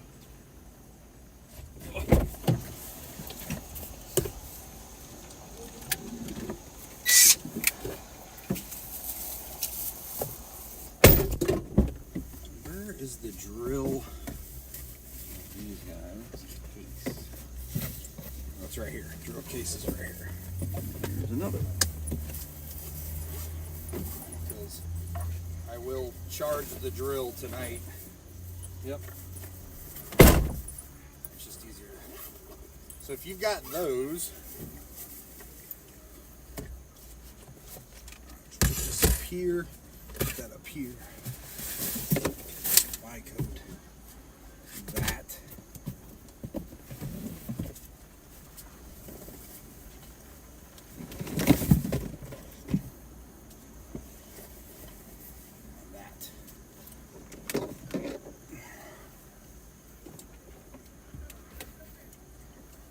She said the new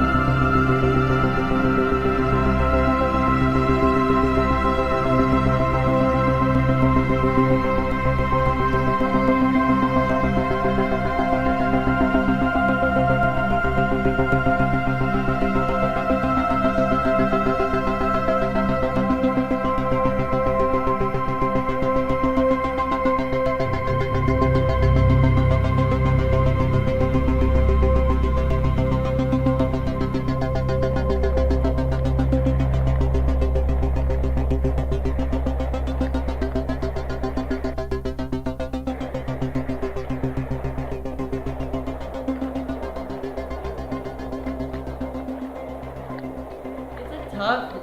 You know, a hate-love relationship. We know we got to be prepared.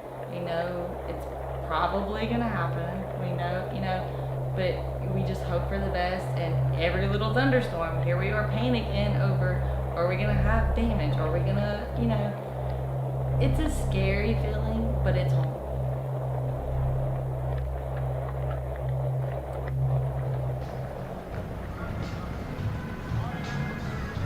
Man. Yeah. Jeez, you got too much stuff. I know. Oh, you made it. Did it. It was hard to believe, but yes, we were heading back to Louisiana for yet another hurricane. This time it was Delta. We are now 4 names into the Greek alphabet, and unfortunately it looked like the trend of Gulf Coast and specifically Louisiana hurricane landfalls was going to continue. Oh, you have the same. Yeah, I know. Jeez, Seats moving. that's crazy. It's nice. Well, we deserve it. We're the hardest working team outside of the government. Oh, yeah. We got Brent set up with his rental vehicle, and I of course had mine. I had a big Ford Expedition, and it was loaded, all kinds of stuff, camera equipment, even the weather balloon and the helium in case we had a chance to launch. And really having both vehicles with all this equipment was going to help us once we got to Louisiana. We met Greg in Gulfport, which is of course where he lives, and we set off from there.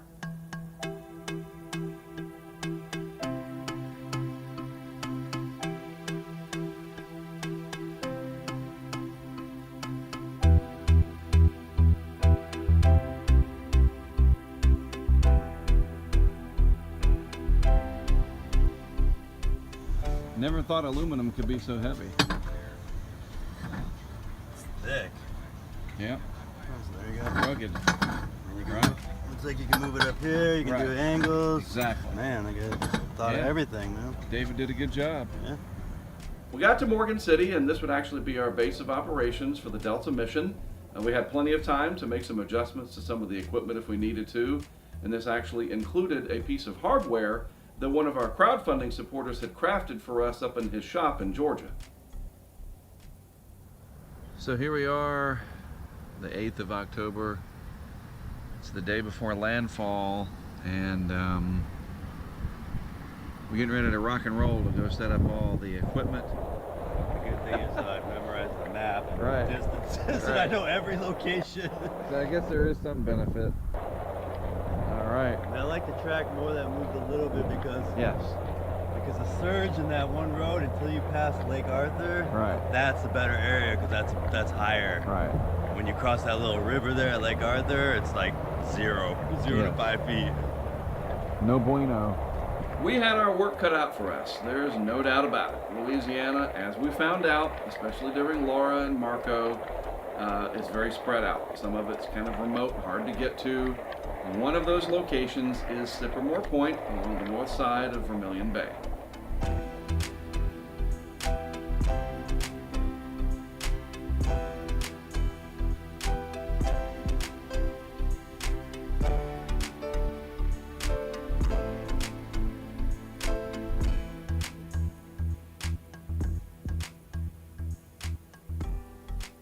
Sippermore Point is right on Vermilion Bay, central coast of Gulf Coast, Louisiana. And what separates Sippermore Point from the Gulf is Marsh Island. Vermilion Bay is maybe 5 foot deep. Then you have Marsh Island, then you have the Gulf of Mexico. You know, it's part of living in paradise. You just gotta live with it, you know. And this board's become very popular and nationally known, you know. And it's a tourist stop. People come by and stop and take pictures of it and all. And first of all, a lot of people come down there not so much to see myself or my wife, because I didn't know a whole bunch of them at the time, but I had set up a hurricane tidal surge marker board on the front, marking red lines at what's the highest point the surge got for each hurricane. And what started me on that, when I bought the camp, I noticed there was a grass line at the top of the pilings under the camp. So I drew a string line with a level and noticed they were all perfect. Well, that was the height Rita had went to, and the reason I could figure that out is when a hurricane comes in, of course, you got winds, you got waves, everything else. When it passes your location, then the water starts getting ready to recede and the winds calm down. And all these little grasses floating on the water stick to the highest point. Then the water starts going out and the grass stays on the edge of the house or the pilings or whatever you have. Our place is 12 foot off the ground. All right, 12:01 Central Time, October the 8th. There's Brent. This is the GoPro. You gonna do that 10-minute test? Right. You gonna do the 10-minute run? 10-minute run? 2 years ago, man. Those are the words. Yeah, it was really weird setting up equipment here on the 2-year anniversary of when Brent and I were doing the exact same thing in anticipation of Hurricane Michael. Back then, these cameras were still kind of new. The Nest cams were. We were starting to use GoPros for the first time, and we really weren't sure what to expect. Now, fast forward to 2020, Delta is coming. We had a lot of confidence in our equipment. We had a lot of experience now just in 2020. So yes, I would say we were very ready for whatever Delta was going to bring to Louisiana.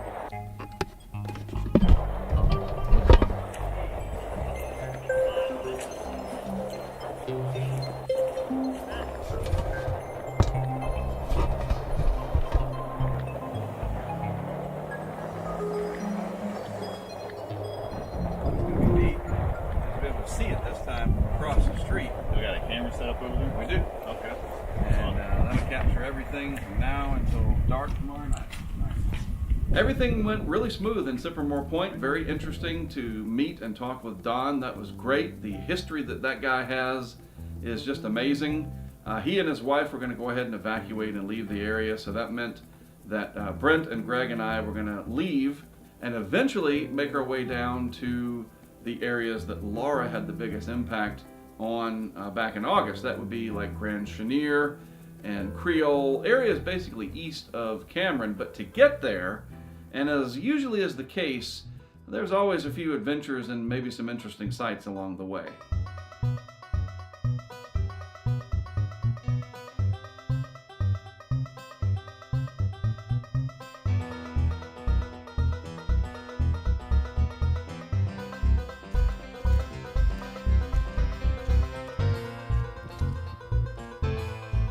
On the way to Grand Chenier, we saw a whole bunch of alligators all over the place.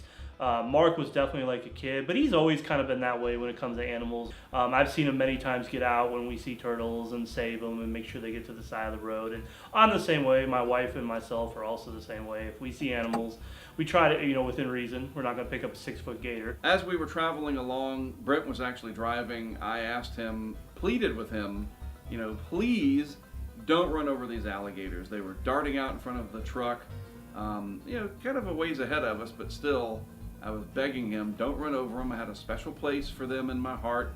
I'm just a nature kind of guy. I didn't want him to hit them, and he didn't. And, see a big one go across here or there. And then we came across this little baby, and he was just stubborn. Wouldn't get out of the road, kind of holding his ground. I mean, maybe the road was nice and warm, I don't know. So I got out and figured, let me go over and try to shoo him away. I figured, come on, it's just a little 8 or 10 inch alligator. What's the harm in that? You gotta get out of the road, dude. Go.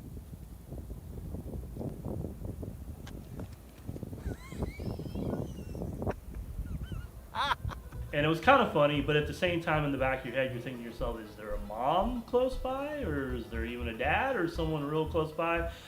So yes, we're trying our best to help these animals, but at the same time doing it in a cautious way, because you got grass the size of your hip out there, and one of those can jump out really fast. It's beautiful out here. There's wildlife everywhere, as there should be. And there's this hurricane coming, and I thought, wow, this could really be an interesting opportunity to maybe put one of our camera systems out here. But the question was, where do we put it? Nice weather. You got those houses, this big pile. Oh, look at all this stuff that could get jammed up in here. Sometimes the shot that we have from these remote cams is not going to be particularly exciting. It's not going to have a bunch of buildings in it or anything like that. And this was the situation down here in the Rockefeller Wildlife Refuge, that after a short debate we decided, let's just aim the camera out across the water. It might be interesting to see nature, to see wildlife in a big hurricane. I mean, why not? But before we could ever even get it set up, we had to deal with our own little personal passing rain shower. Oh, that's some cold breeze there. Arctic. It's ridiculous. Look at what we're under. The smallest All right. covering ever. Yeah, move over just a tad. Me? Just an inch. Just an inch.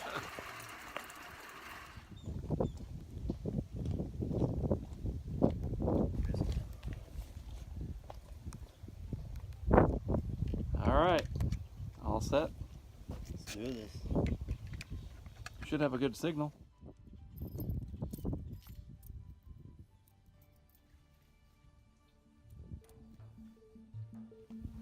Hello!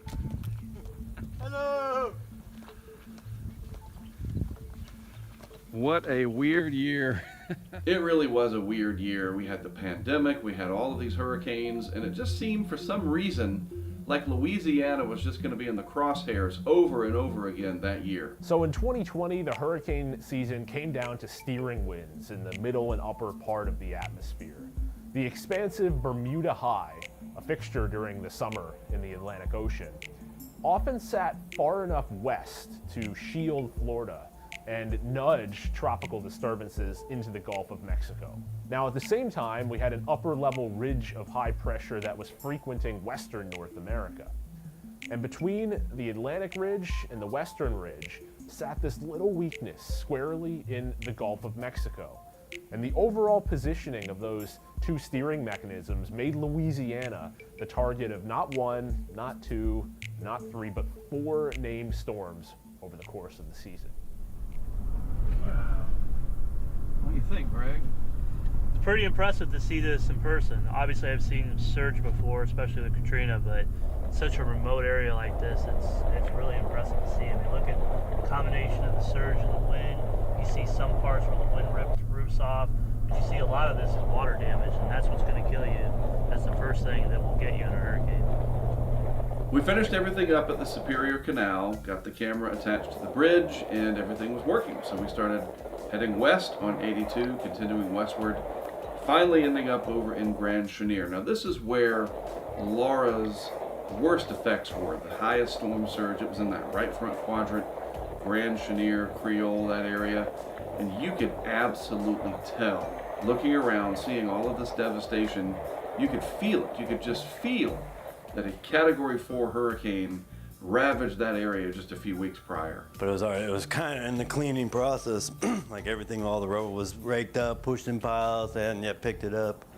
Yeah. And we were like, this is all going everywhere again. All right, 4 p.m., October 8th, Mark Sudduth here.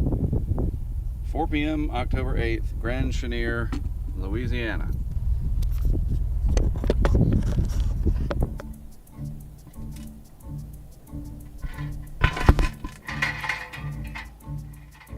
That's where all the ants and mosquitoes were, I think maybe it was ants or both ants and mosquitoes. Like they were just fierce. But I'd have to say this was the worst I've ever seen. I mean, literally it was just hundreds of them everywhere.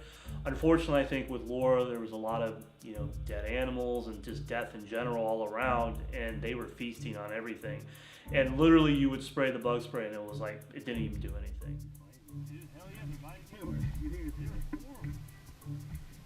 What do you want, GoPro on top or bottom? Shannon, just give me that handful. Just give me that stack of zip ties. During Hurricane Laura, we decided not to put any camera equipment east of Cameron, so that would include Creole and Grand Chenier, among other places, mainly because we knew at the time that Laura was approaching that it was going to be in the middle of the night. There's not a lot of infrastructure out there to begin with, not a lot of lighting, and whatever was out there, we figured it was going to all go dark and we wouldn't see anything. So that was a big void in our Laura coverage. Now, for Delta, we were fairly confident that it was going to come in, or at least the worst of the impacts were going to happen during daylight hours. So we decided we're going to put a Nest Cam, that's the live video that we do, and then that would be backed up with one of our GoPro cams to provide us with high definition recording in case anything happened to the live feed.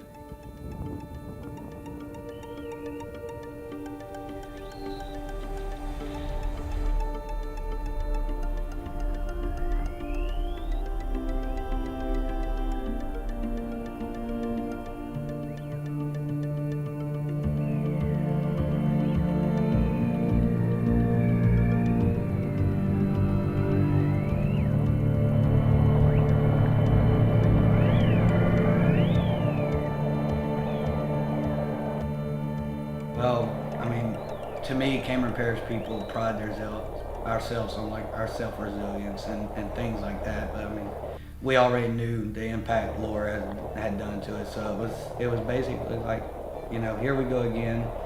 It is what it is. We're dealing with it anyway. It's home. That is the one thing that I kept hearing from people time and again in Louisiana, and that is, this is our home. You know, the hurricanes are a problem. There's no doubt about it. They're very stressful. They cause damage. They can take lives. But these people have lived with them for generations. They call it God's country down there for a reason. And they don't complain. They just work as hard as they can. They work together, and they pick up the pieces and they move on. Now look, they know that it's only a matter of time before the next one hits. It's just, unfortunately, in 2020, it just kept on happening.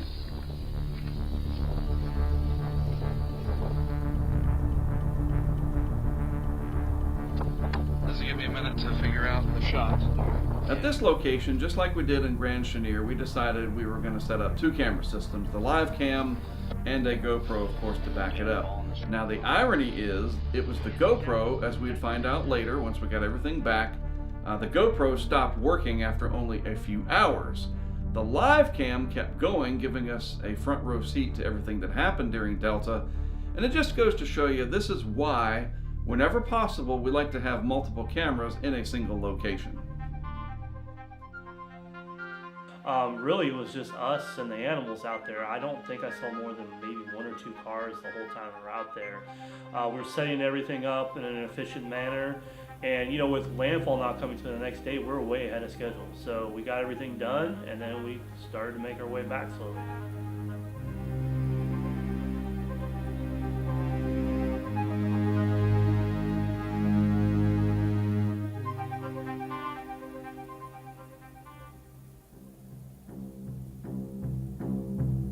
Alright, so it's, what is it, 11, really that late already? 11:41. Wow. 11:41, and we're getting ready to set up a camera system out here. I'm gonna get out into this mess, and now we're starting to get into the tropical storm. It's gonna hurt. We are up to the day of landfall, and we still have a few camera systems that we can put out, and I wanted to make sure we deployed everything we had, including a couple of these drop sensors from Kestrel. And so we went out from Morgan City, that was our base camp, really just covering as wide a swath as we possibly could. Now, as we're working, of course, Delta is getting closer and the conditions start to deteriorate, and that started to make Greg just a little bit nervous. What concerned me was not that I was concerned for Mark or Brent or myself on what we were doing. What I was concerned is there's only one way in and one way out.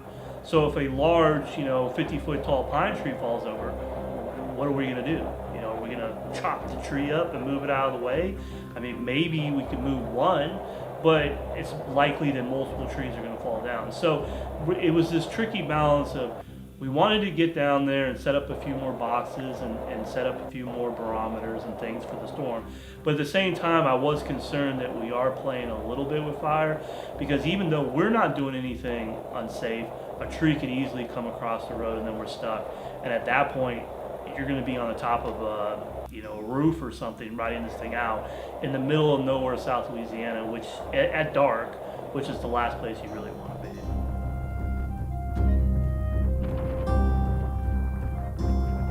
Yeah, we had cameras set up across a pretty wide area. We're talking Freeport, Texas, that's our permanent camera, Creole, Louisiana, Grand Chenier, Abbeville, Esther, Sycamore Point, a lot of different places were covered, but we still wanted one down at Pecan Island. We had heard from some people over social media that said, look, if you could put one at Pecan Island, we would really appreciate that. It would give us an opportunity to kind of keep an eye on our camps down there. So we figured, let's go do that, and once we're done, we can then really focus on the landfall of Delta, which is now only a few hours away, and maybe, just maybe, have an opportunity to launch the weather balloon in the eye.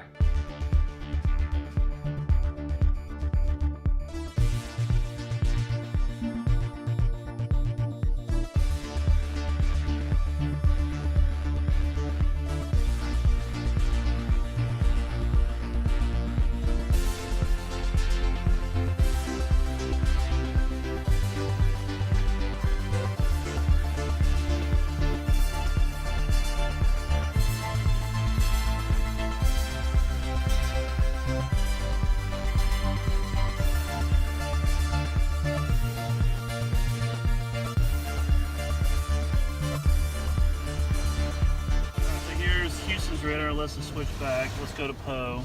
Obviously, we still don't have Lake Charles radar from Yeah, Laura. that's a bummer. Lake Charles being And out. here, I'll point up. You'll see us pop up right there in Lake Harper. Bink, right there. And here is what's left of the northern eye wall.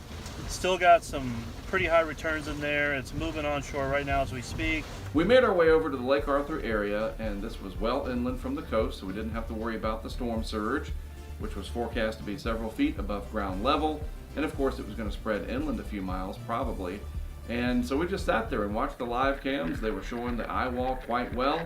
And even though Delta was weakening as it approached landfall, it still packed quite a punch. Now, those stronger upper level winds that Delta encountered as it closed in on the U.S. helped to disrupt the vertical structure of the storm, and it actually became tilted on its side. Wind shear is the changing wind speed and direction with height, and more wind shear tends to result in a weaker storm, and that is what we had with Delta. And it wasn't just the wind shear. We had dry air, which was jabbing, punching at the storm from the west, and some of that dry air actually became entrained within the system before it made landfall. Hurricane Delta is coming ashore, getting gusts in the 65 mile per hour range, maybe a tad higher. We're about 2 to 3 miles west of Lake Arthur.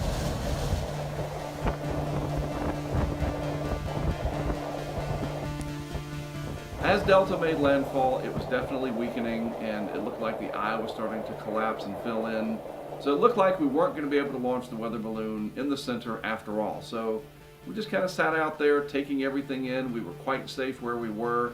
Didn't have to worry about that storm surge, didn't have to worry about flying debris. So we just watched these cameras that we had put so much effort into setting up down along the coast. And in fact, we were hearing from people over email and social media about how much they appreciated the effort that we put into setting up all of this technology. It was a relief, honestly, to be able to see what y'all had, to know that I still had a structure. I didn't care what was in it. I didn't care if everything was ruined, but I had a structure and I knew it was still there. I knew the technology was there, but I didn't know y'all even existed to put cameras down like you do going ahead of a hurricane and put them along the coast so people can actually see the storm, see the wind, see the surge coming up. That was a big help, like I said. And of course, we all know in the old days, like we discussed Hurricane Audrey in '57, it was like, didn't even know. And that's, I mean, it's nothing compared to, back then compared to now.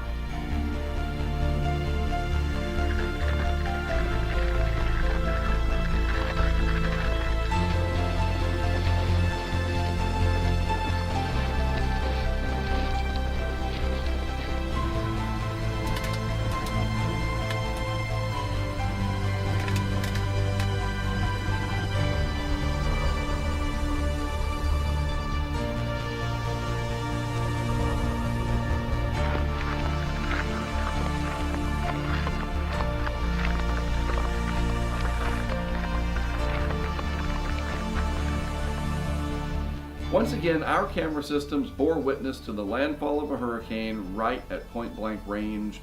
There really weren't a lot of other people down there. We saw a couple of storm chasers on a few of our cams, but even they had to flee to higher ground as the storm surge moved in. And we started thinking, this really shows that once again, every one of these systems, every one of these hurricanes are different. And in the case of Delta, even though it was weakening right up to landfall there, it had pushed a lot of water, the Gulf of Mexico, towards land. And we were starting to see that storm surge come in real time on these live camera systems. But more remarkable than that, the leftovers of that eye eventually moved over those locations.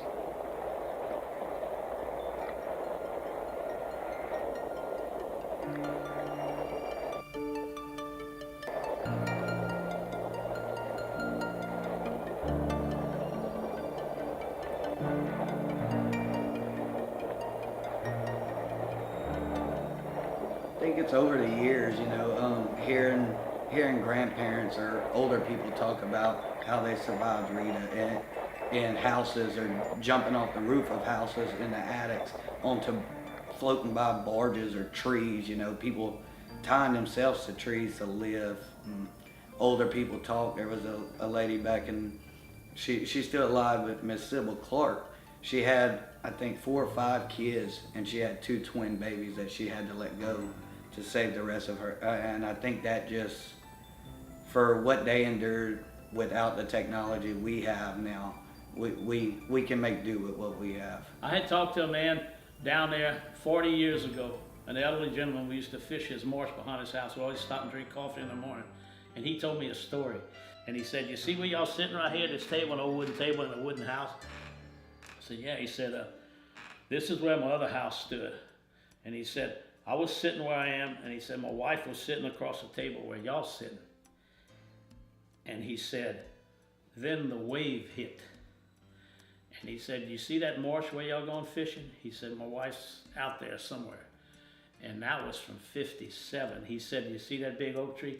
I hung on that limb for more than a day and a night till the water went down, fighting off nutria and snakes and everything else.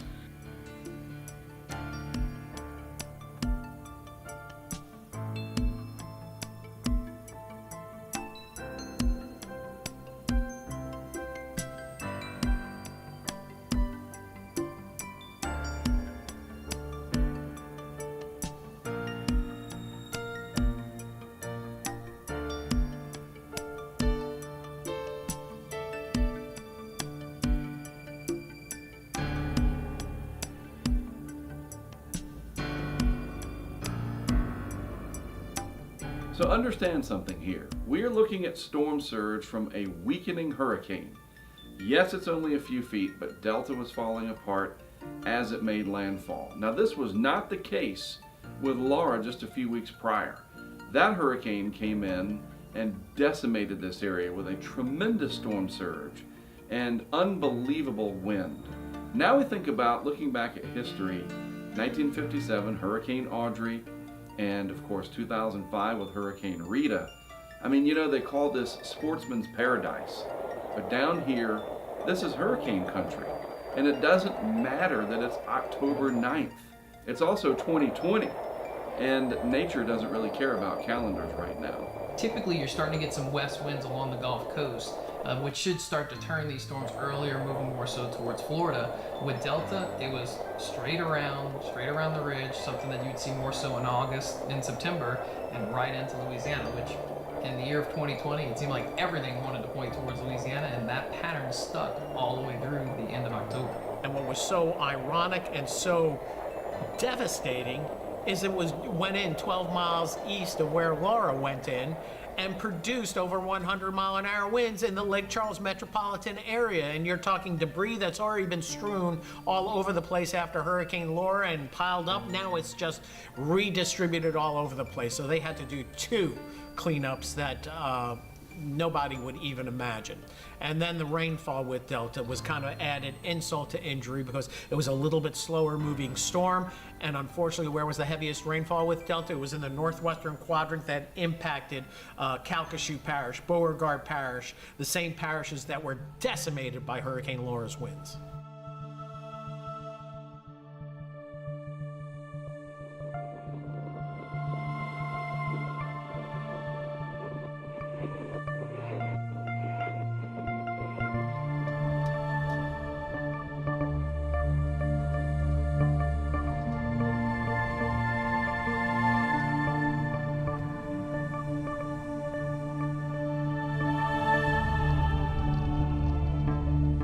Afterwards, it's hard to predict the things that happen afterwards. You know, you have power poles down everywhere. It's pitch dark. You're in an area that's already been kind of damaged back before, so the infrastructure was already in poor shape as it was. There's animals again all over the road. We saw bigger alligators this time. They weren't just babies this time. It was not easy trying to make our way back to Morgan City. Yeah, we were just stair-stepping our way through different small county roads. They weren't main roads, a lot of these roads, and then we'd run into floodwaters, or we'd run into a downed tree, or we'd run into, you know, areas that's already been damaged where the road was taken out. Delta is inland now, and it's weakening, and for the most part, we're finished. It's time for us to head back to the hotel in Morgan City, get a good night's sleep, because the next day we have quite the task in front of us. We got to go back out and pick up all of these camera systems, all the barometers that we put out. And of course, now it's dark, It's the aftermath of a hurricane. We never know what we're going to encounter while we're out there. But it was interesting and kind of fun a little bit to stop along the side of the road and maybe let the kid and all of us out to play just a little bit. All right, we've cut the parachute for Herbie. We can't launch it. We're going to launch each other.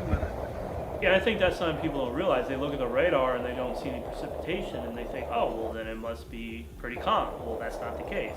Even though it was dry, it had winds approaching hurricane strength. Even though it was dry and you could see stars out of everything. You know, so we had a little bit of fun there. We got out, we had this little parachute that we opened up and kind of had a moment out there just to kind of like de-stress and not think about everything, you know, just take a few minutes off. Yeah, both of you hold on to one end each.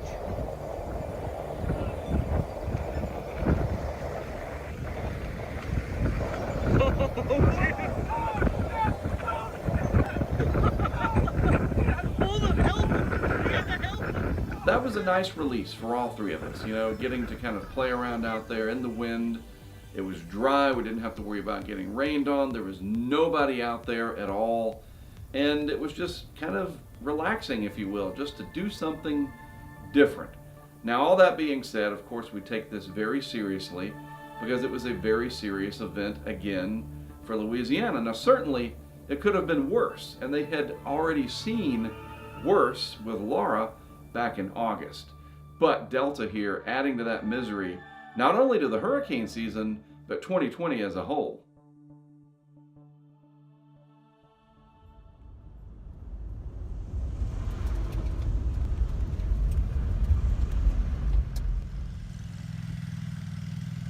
So Don, how high did it get? All right, well, sure.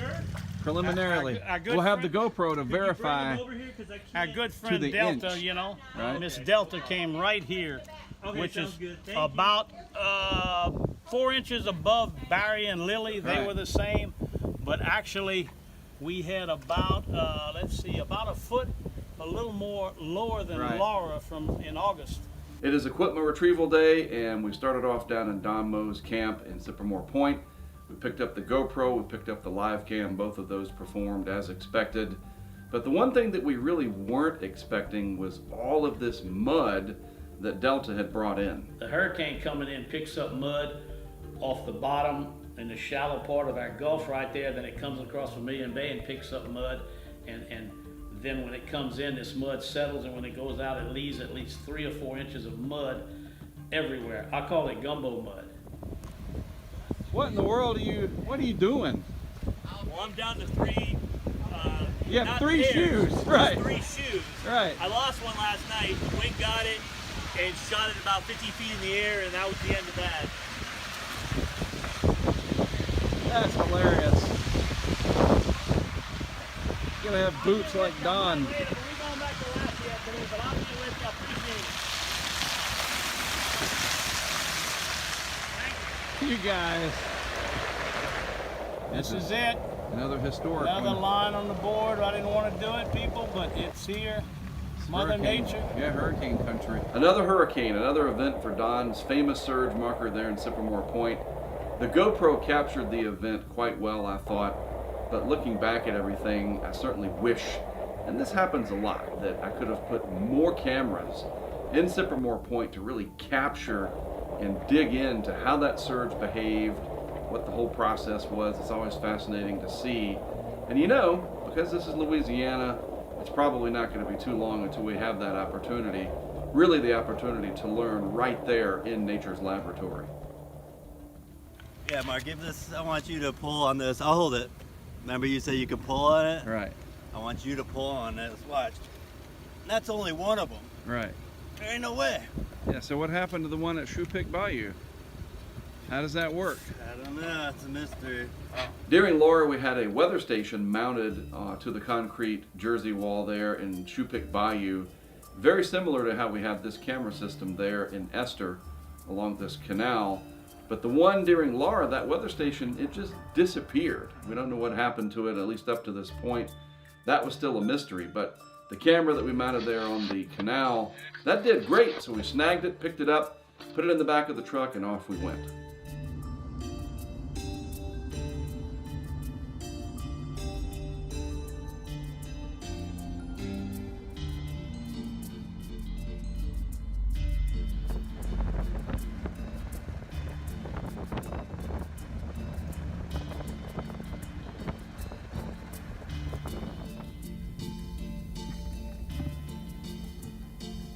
We were now getting into the area where the worst of Delta storm surge was, and up to this point, the road crews had done a great job at clearing things out, moving all that marsh grass and other debris aside. And we started thinking, like, we just couldn't fathom at what it takes to move this kind of debris out of the way, especially considering that they just had to do it for Laura a few weeks ago. It was very exhausting. You follow what they tell you when you work for the state government there. Be back the day after landfall. We were up in Alexandria. Driving back, it was tore apart up there, telephone poles over, and weaving in and out to get back. We get back, start clearing roads and get everything just about right, rebuilding shoulders to highways and stuff, making it safe, and then for it to happen all over again and just do it all over again.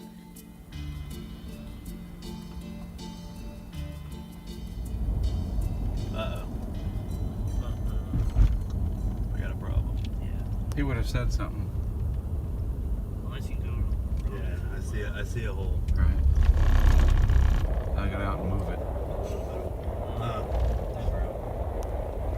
There. Goodness gracious. Yeah, I think there's got to be a hole in this entire road. Well, people Like there's a spot because people. Mark said they were coming in. I got you. Look at this. I remember all this junk here that was yesterday, and now just The hurricane spread around. scattered it. Delta, yeah. Now they got to pick it all back up.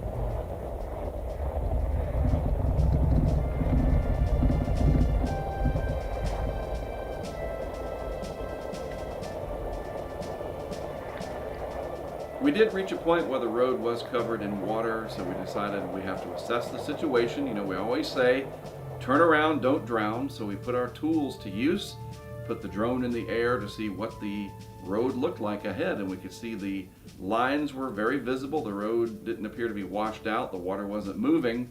The public usually doesn't have access to tools like this, but we did, and we decided, yes, it was safe, and we were able to progress forward.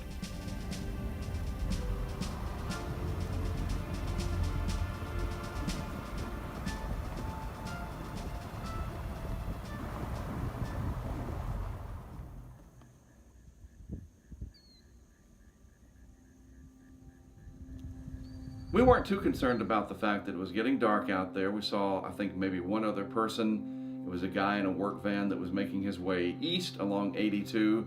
We were trying to get to Grand Chenier. We figured if we go down 82 west, get to Grand Chenier, grab the equipment from there, get on over to Creole or just south of Creole where the last of our equipment was, and if we could just get to that spot, we were so close, we'd be done.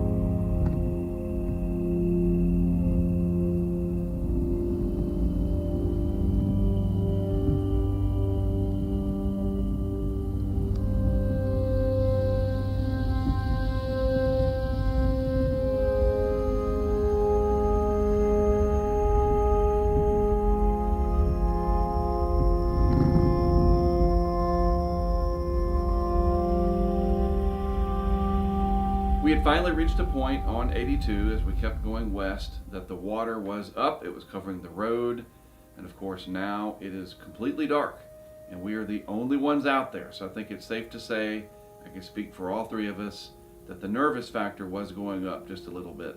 I wasn't nervous like we were gonna die. I was nervous we're gonna get the car stuck and sit out here all night long waiting for somebody, or 2 days before they can actually tow the car out of here. We came to an agreement as the water was getting, about shin high, that Mark was going to walk in front of the car, in front of the truck, and make sure that the road was there, because that was our big concern. The water wasn't flowing. It wasn't like it was like a river or anything. It was stagnant water. But what we were concerned is the road beneath us been washed out. So if you want to continue this fun-filled adventure, you're going out in front of the car. I don't care if there's moccasins, alligators, I don't care.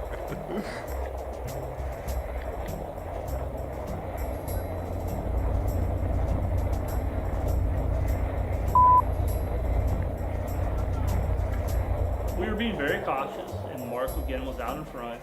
But there's one part, I guess, when we weren't moving fast and it kind of goes into eco save and it just shut off. And that's when the automatic start, we were driving and the car stalled. I thought it stalled.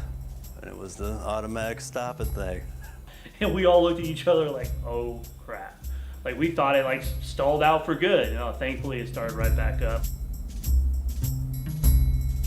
But despite my best efforts to lead us forward on the road there in the floodwater by walking in front of the truck, it did get too deep and it was getting up to my shorts, and we felt like it was best that we go ahead and turn around. And yeah, it felt like a little bit of a defeat, but you know, in all honesty, we didn't want to be stuck out there, be embarrassed, be in the way of anybody coming through the next day to clean up. But I was determined. I mean, we were so close, just a couple of miles from that last camera location. I really wanted to get there. So we turned around and went back east on 82, trying to figure out some different alternatives. And even this led to its own set of really interesting adventures. What are those? I've never seen them before. They're very cool. What is that? Maybe they came in with the wind from the Yucatan. Right. They're lost. What is that? I don't know, but they're cool looking. Listen, you hear them? Look out, don't get them though. Honk or something. They have like really long, gangly legs. They're moving. About to get them. There you go. What is up with those long legs? They can't really fly. Right. Wow, that is cool. What the heck? It looks like penguins, right. long legs. And they're flying like hummingbirds.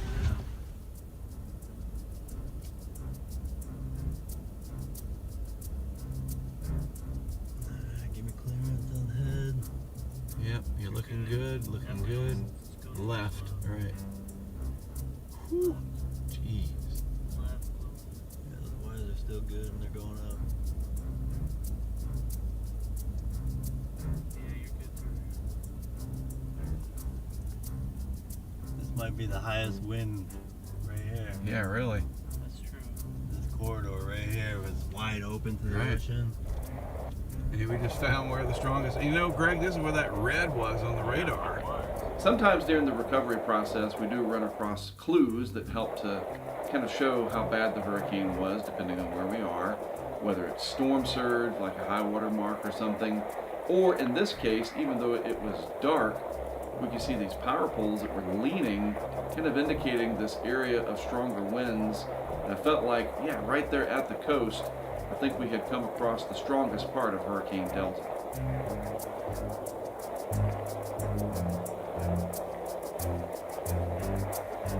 We're making our way back east on 82, kind of retracing where we just came from, and we eventually come to this parish road that goes north, and I thought maybe we could stair-step our way back over again to the west and find 82. That drops south back to Oak Grove, just south of Creole, and that's where our camera systems are, and we would be done. So in that process, we come to this intersection, and it was just so weird. I thought, I think I see all these frogs like jumping into the water. I said, let's get out and go check this out in person.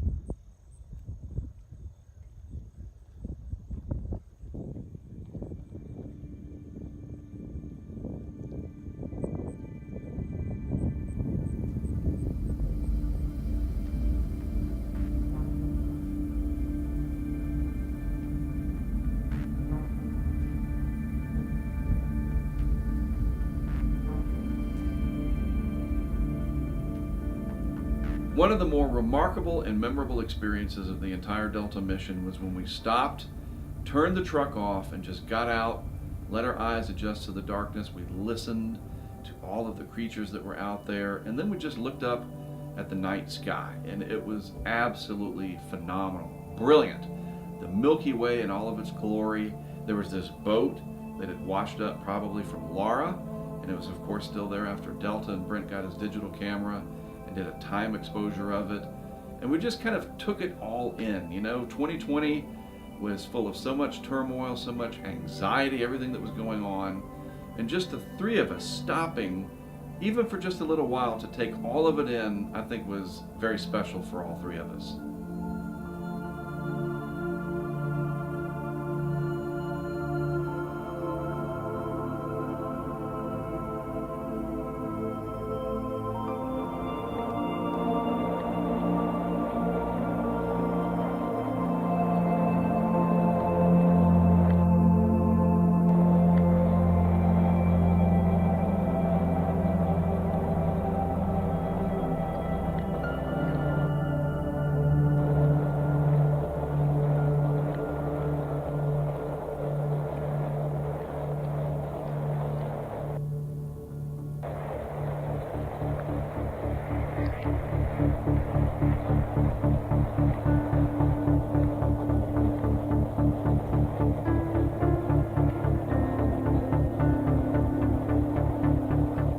Kept going, and we made our way up and around the worst of the flooding, the power lines that were down, the alligators, all that, and we finally made our way back over to Highway 82. That drops south.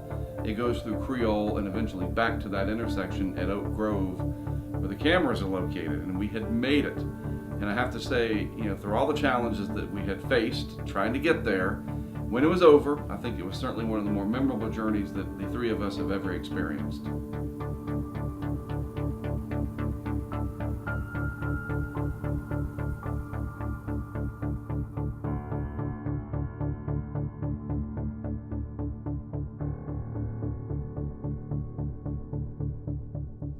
Creole 10-hour journey to get this camera. This is the Jumanji prize. The golden boxes. This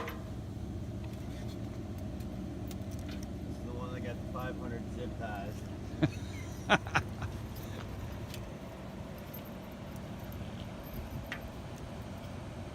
Well, 2 years ago right now, you were doing almost the exact same thing. We lost the key on that one. Remember, we didn't have it? Right. We had to saw it off. It was 2 years ago to the day and almost to the hour, ironically enough, that Brent and myself and our colleague Tony were trying to get through a decimated Mexico Beach in the aftermath of Hurricane Michael.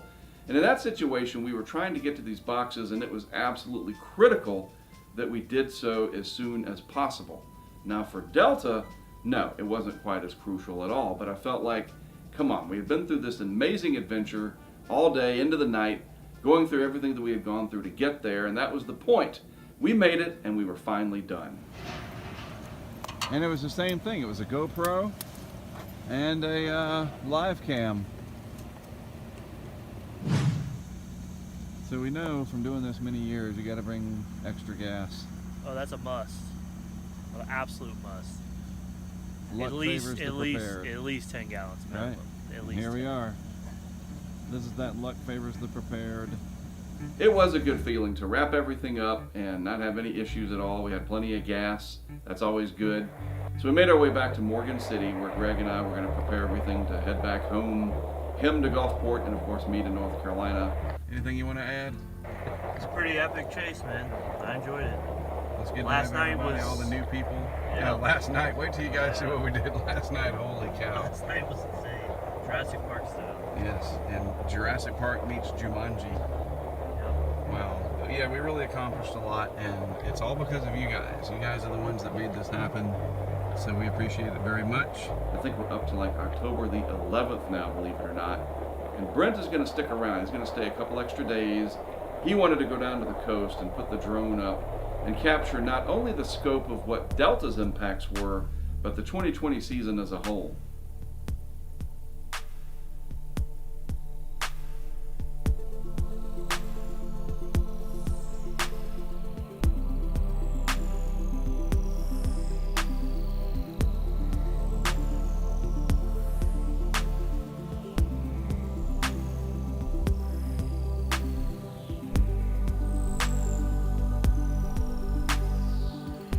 I hope that nobody, including us, never has to see a season like that again. I mean, with everything, like you said, the pandemic, everything else going on, it was it was horrible.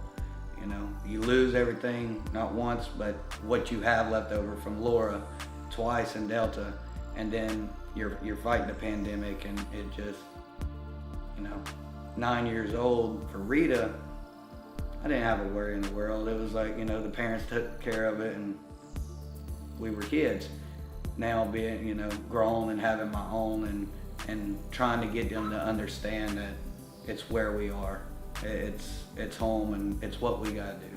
I had just moved back in my house. Matter of fact, got a new roof, everything around September 27th. I had just moved back in. It was about a month after. Granted, we didn't have electricity, we were on generator, but we were home. And it was great. And we stayed not even a week, and we had to leave again. And I was like, this is not happening. And it was just like any little thing, like if you didn't put your towel up, it's like a hurricane's coming because you didn't put your towel up. You know, that's how it felt because we were so just at each other. And it was like we walked on eggshells with our own families. First of all, we never carried insurance on that place. I was always a gambler from day one. And actually how I dodged the bullet from any major damage in 17 years down there with no insurance, I don't know. But we were at my sister's house at Delta when we came up north for Delta to get out of the harm's way. I didn't show it too much to the wife, Chris, here, but I was concerned. I said, okay, we dodged Laura with just minimal damage. Feel sorry for the people in Lake Charles, Calcasieu Parish. So here comes Delta. I said, this is the whammy, this is it. And I was like, man, it wipes it out. I've got a lot covered in mud that may be worth 30 grand, maybe at the most. Have no insurance or anything. And that kind of put the little clock ticking at our age, and you know, we've dodged many bullets. Maybe it's time to head north, you know.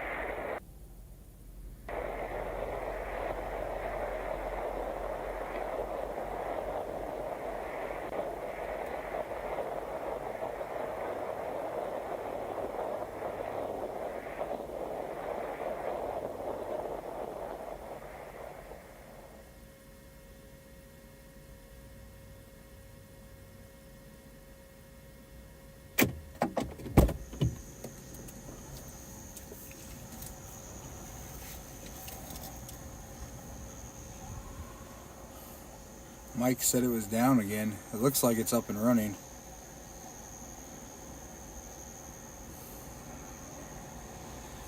It looks fine, Mike. It says it's running.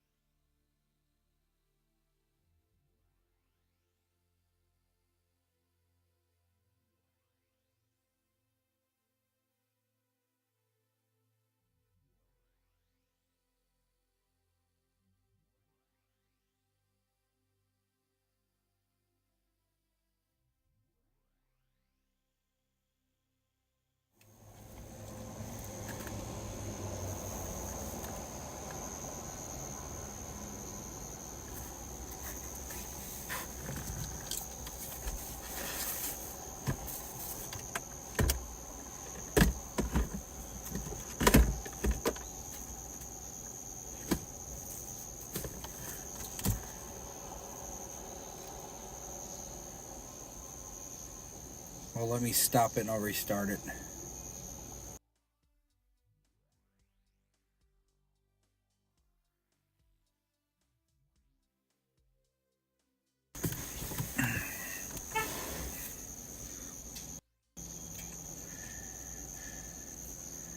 Through the air, can't connect to HT server like 4 or 5 times. And now it looks like it's connected.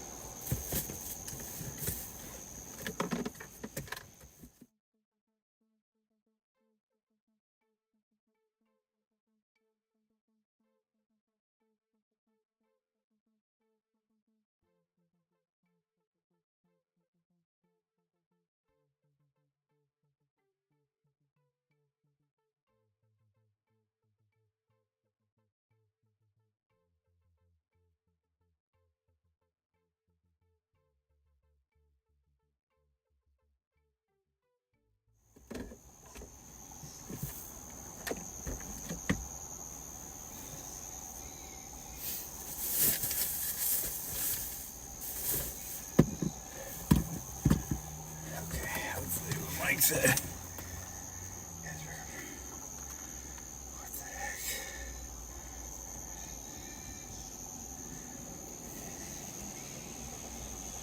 Screensaver wasn't on or anything. It just wasn't connecting. That's weird.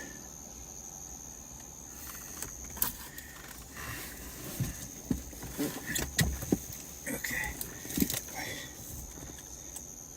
Oh, that one's like dead too. All right, let's take these up. I'll charge them.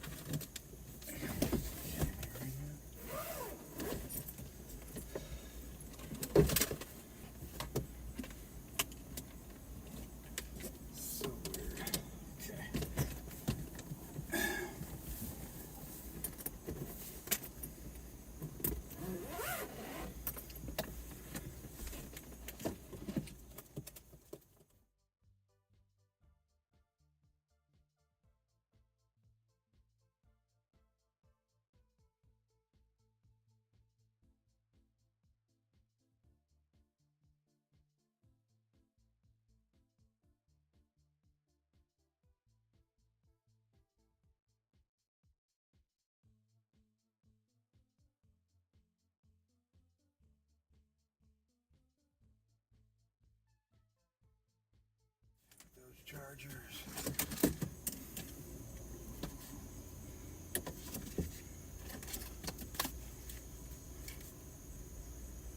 That's the big one.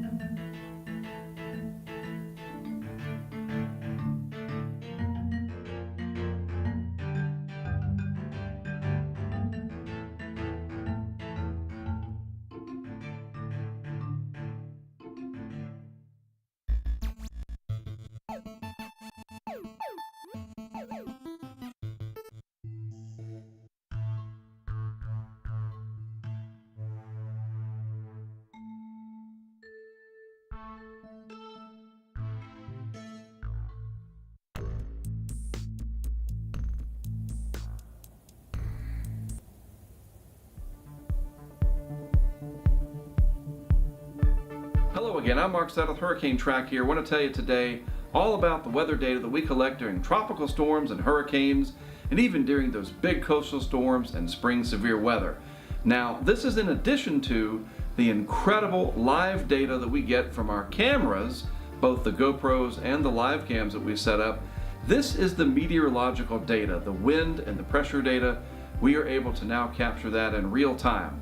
Now look, the history of the project is certainly very interesting. Over the years, we have done things like carry around, believe it or not, our own 10-meter wind towers. Believe me, that was very cumbersome to do, very difficult to set up, and it has certainly evolved over the years. But now, thanks entirely to our crowdfunding partners, we have a total of 4 easy-to-deploy weather stations that mount right onto the concrete barriers of bridges and overpasses, giving us near-perfect conditions high above any obstructions.